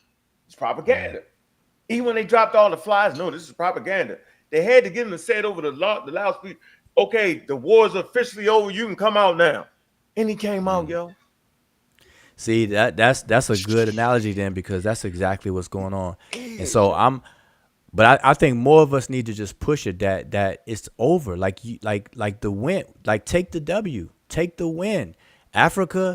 Egypt is officially declared an African civilization. That was the whole point. Nobody was trying to make them African American. Like the whole anachronist approach is just as bad as what the Europeans was doing, the early Egyptologists were doing. Like, so now two wrongs don't make a right. But anyway, I just realized how late it was, and I definitely need to end this. So any last remarks from anybody? I'm open for any peace, last things. Come out, man. Good show. Thanks for having me on, man. I'll holler at y'all. All right, okay, Sosa. Hey, but hold on. Before you go. I know you said you couldn't pull it up, but what was the text that you were trying to tell him, Winnerman? You were saying the Maxims of Ptah Hotep. I couldn't find it because I pulled up late. That's why I try to find the closest example of it. You know what I'm saying? But later on, I guess. But are you sure it was the Maxims of Ptah Hotep though? At least you know that much. Yeah, whatever one I told Jonathan Winnerman, that's definitely where it was at. But I got okay. Because I'm gonna try to find it too. All right, I'm gonna see if I can find it too. I just want to make sure that's what you were saying. All right. Okay, but yeah, all right. Appreciate you coming through. Yep. All right, Wuja, Emma Cat, man. As usual, man, I appreciate it. Appreciate the insight, man. Appreciating the review, the information, and then I'm sure when y'all have y'all crack at it, y'all will ask more in-depth questions. Maybe you will have some good feedback back and forth. And we all have different ideas. For me, I just was tired of people playing with me. I wanted somebody outside of the whole thing, right? And I wanted to have a few of them. I wanted to have different ethnicities speak on that subject. That's why we brought Chinese. We brought by Australia. That was Wang, right? Yep, Professor Wang, and they put it in the microwave, played all crazy. It was just crazy. I just wanted to go down, right? I wanted the African American, right? I want, you know what I mean? I'd already heard what the squad view was on it, right? I just felt like it was just time to, really end this thing. You know what I'm saying? And then, I just thought it was a good thing. First of all, I did it so that the community could see how experts operate. Like, they don't act like they know everything. Like I heard Emma Cat said earlier, when they don't know something, they be like, I don't know, right? Yeah. If they're not familiar with it. It's another interview we got. I don't think y'all seen it, where he just said, well, hold on, let me see it. Let me see if I can find a text. And he finds the text and he talks about it. And I mean, it's just a good thing. We need to be able to see how this thing operate so that we can see when people is really playing with us, bro. I think it's just important. That's all I'm saying. Just want to end with that. Nah. Yeah, That was that's good that's actually, and then you and Garfield actually do team up good together on the interviews. So That's yeah, fun. yeah, yeah, yep. And like I said earlier, while I was playing it, there's just a couple of follow up things that I would have probably asked. But other than that, and like I said, one thing I wish that Winnerman, Dr. Winnerman, he wasn't wrong at all about it, but I wish he would have elaborated on that the four cows scene a little bit more. I wish he'd have told people about, because people ain't gonna listen to me. I wish it came out of his mouth about the ritual that is the part about the four He might, cardinal points. he might have. If you listen to the interview that Smash did, because they Nah, kind of went into. Oh, he didn't. You didn't nah, see it. he, no, that clip of it that y'all, cause y'all played that clip. We didn't play a long clip though, right? Because they went into Oh, a okay, whole. It was you gotta listen to it, okay, bro. It was. no, I but the listened to the clip whole was thing. sent to Oh us man, on listen, Facebook, bro. and it was completely misinterpreted. Yeah, Yeah, yeah, it got to me crazy. So I'm gonna watch the whole thing. I'm gonna do the same thing. I'm gonna do a review you want to have like I some did this. fun? Hold on. This is the fun you gotta have. It's gonna be enjoyable to you. You're gonna laugh. Listen to the tampered with version, which is him and Smash having excellent had a good conversation, man. I feel like you and Emma Kett will have that same type of conversation, right? And I want you to hear the responses back and forth. And then I want you to hear the video where Smash is replaying the interview and giving his commentary over the interview. Oh, okay, Think you're okay. So getting it's a two kick different. out. Yes. All Okay, right. You okay. just So look at it. And that's when he starts saying the cattle. He said the cattle was people. That's why I asked him that question. Did you say the cattle was people? He was like, nah, yo. He said, see, no, right, maybe I was talking you being funny. Maybe I was talking fast, but he didn't say that. But I'm saying, right. why I gotta go through all that? No, that's what I'm saying. See, that's why I don't like when people, and see, people buy into that innocently though. Like I'm not, because people are trying to learn, and they may think that that certain people on know what they're talking about, and I just don't think that's fair, man. I don't like that. So yeah, we gotta clean that up. But all right, but yeah, I appreciate you coming through, I appreciate it and that was a good always. interview. I'm glad Garfield played it and everything. So yeah, man. But I'm gonna tell Garfield he got a new name. He's Netcher Hunibak Atun. Yep. That's crazy. I'm gonna Yo, take away his Jamaican card. He's now officially Egyptian. Nah, but all right. So yeah, so I appreciate you coming through, and everybody in the chat. I appreciate everybody tuning in, and yeah, it's ended up being 4 hours, but hey, because y'all have asked, because people inbox me like, when you gonna give commentary about the interviews and stuff, and I think one of them was taken down, so because I was looking for one to start with and I couldn't find it. It was with oh, a I got woman. it. Go on my channel. Oh, all right. So I'm gonna Yeah, do it's on that my and that check it was a out. good one too. Hold on. Hold on. That was a great one too. Okay, yeah, yeah. I didn't appreciate the way he did it. I don't appreciate the way he did her with that wild ass email. And he leave the damn email up there, but he ain't saying what the email's saying. And you can read the email and say that's not what she's saying. Wait. You said watch it. So wait, which is it? Two different videos? No, it's the lady. She's talking about translations. And see, you and Emma Cat gonna be able to fit what I'm saying. So in her Okay. No, I'm class, trying to say where is it it's that I on need to my go to? channel. It's on my Okay. All channel. right. All right. But she's talking about translations, right? When you was going over the material with me, right? It was understood.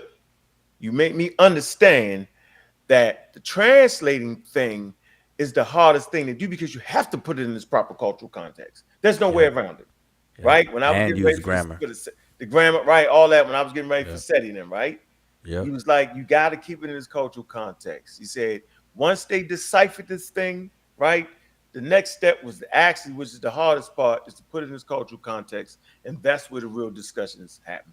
And so she talked about in her class, they translate medical papyri, right? Okay. And everybody have their own different her class has their own different translations, and she's asked them certain questions. Well, why would you think that they would actually have this type of medicine back then?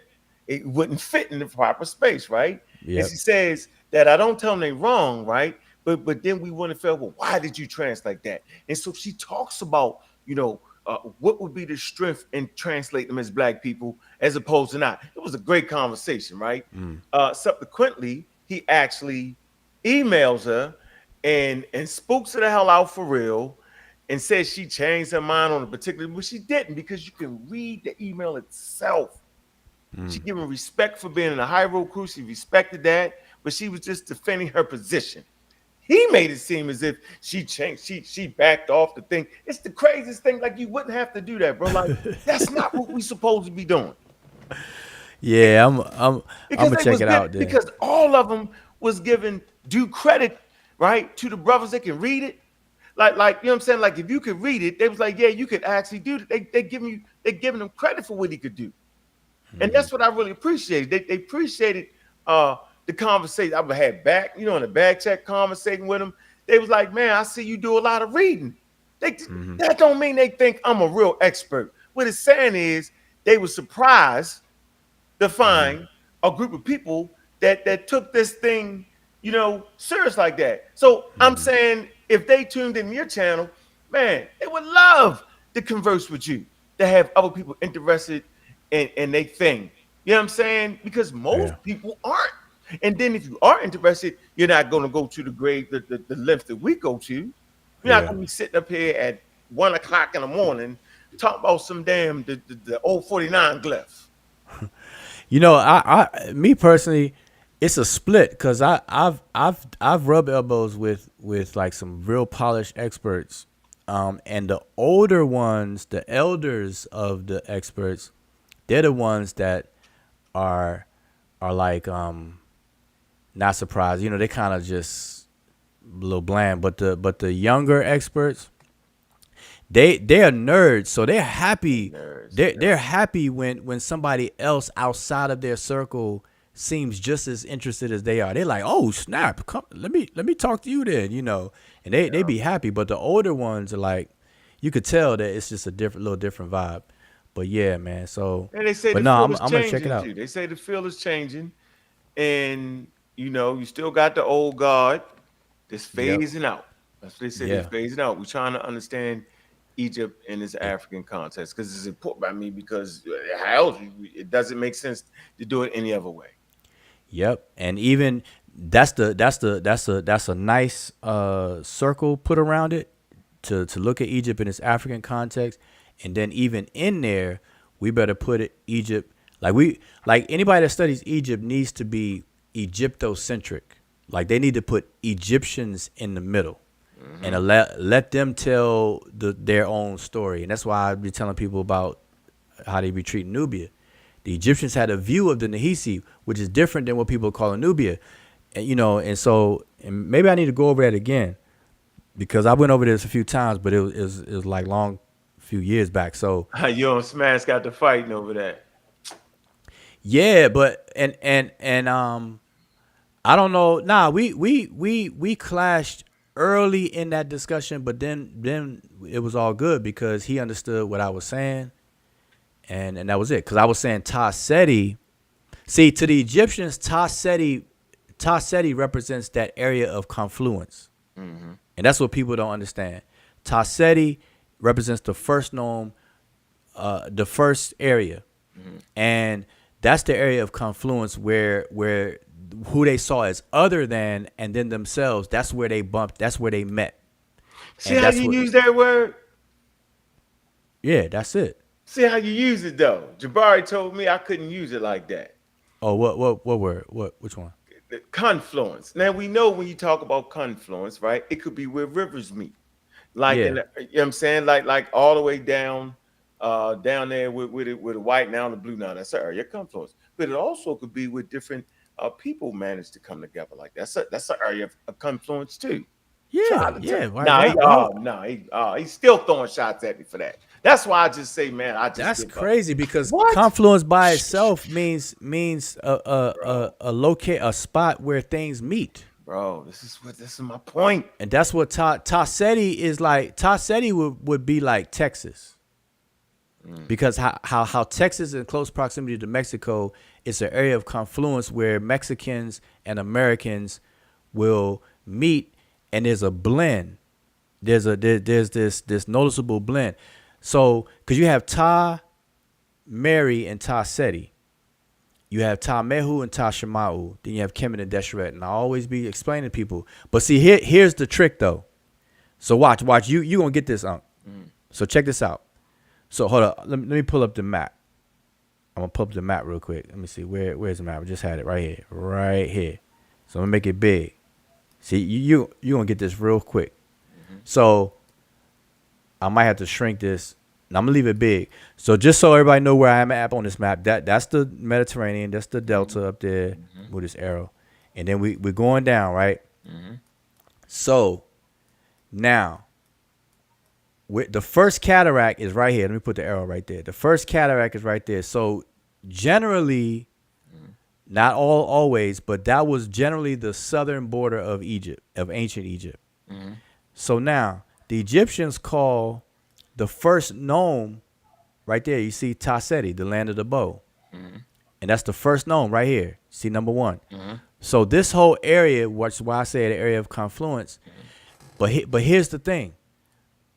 In scholarly works, they will translate Tasseti, or the lay people will say Tasseti is Nubia. But that's Egypt. That's in Egypt. So what people don't understand is that Nubia. Now look on this map. It says Nubian desert, and it says Lower Nubia somewhere, or maybe oh, that's what it said, Nubian desert. So what people don't understand is that here's where the trick is.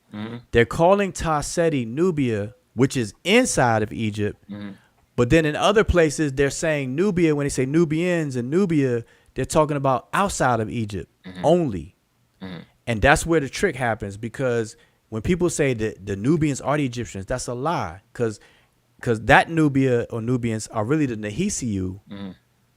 And I had a picture. Where's that picture? It should be on this map. It was somewhere. I done lost my arrow. Oh, where's the I thought it was a picture of one. Nope. Might not be on this one. I guess not. There's another one where they actually show an image. But anyway, everybody know what I'm talking about. The Nehisi, but anyway, the bottom is called Nehisiu, is being translated in Egypt in the first nome of Tasseti, also being called Nubians, because Tasseti is being translated as Nubia as well. That's where the mix-up comes in. So that's why I'm saying people got to drop the word Nubian and call it what it is. So anyway, that was it. But yeah, I got to roll out. So all right, bro. Everybody enjoyed this commentary. I'm going to do the other one. You heard what the guy said, though, right? You heard what he said? He said that's when the old kingdom came in. They said there wasn't even no border. Remember he said that? Yeah. That's why I brought up Badarian and Nakata. That's why I was saying Nakata. The Nakata culture traveled south first. They traveled upstream first, and then went downstream towards the north. And you know, I'm gonna share some books on that. But all right, but yeah, appreciate you coming through. I'm about to and MBK, what you No, I was saying that I don't know if you want to address Sonic his question before, or you're gonna leave it for another session. Oh, where was it? He was saying, why is Wu, IYSO? Pick up the chill. I'm trying to, why is Kevin Wu against genetics and whatever? I was trying to highlight the question. I don't see it. Is it recent? It's kind of recent. Why is Wu against, it's his second latest comment, I think. Yeah, not the latest one. That's just a response to that, but the second one after that. Oh, I see it. Okay, I just want to highlight while I answer it. Okay, so he said, why is Wu against the genetics and Afro-Asiatic language family? I like his info and curious of that part. Yeah. So, Sonic, definitely try to tune in next time I go live, because I definitely need to shut down for tonight. But that's a question. That's a good question. I want to address it, but just not now. All right, so hope everybody can understand that. And I'm gonna say peace to everybody. MK, you got anything else closing? Nothing? Not just saying peace and Shemim Hotep and dua to everybody that tuned in, and on the panel, Ankh and Sosa. and see y'all next time. All right, so look, I'm gonna play this Dr. John Henry Clark on our way out. I want everybody to pay attention again, because Unc, what was the sister's name just now that you played? Deborah Hurd. Yep, Deborah Hurd is echoing everything Dr. Clark said. So let's hear it from the horse's mouth. So with them on the panel looking at us say it. Yeah. So I'm gonna say peace.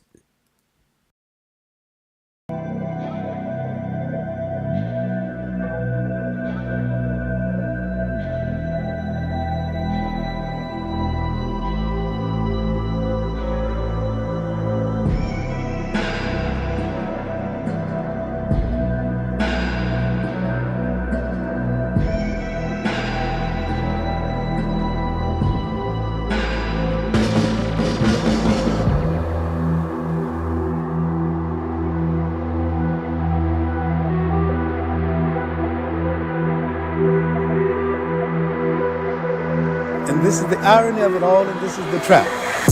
The Europeans began to manipulate history when they rose and began to expand into the broader world in the 15th and the 16th century, because they had to justify the slave trade and they had to justify the colonial system that followed.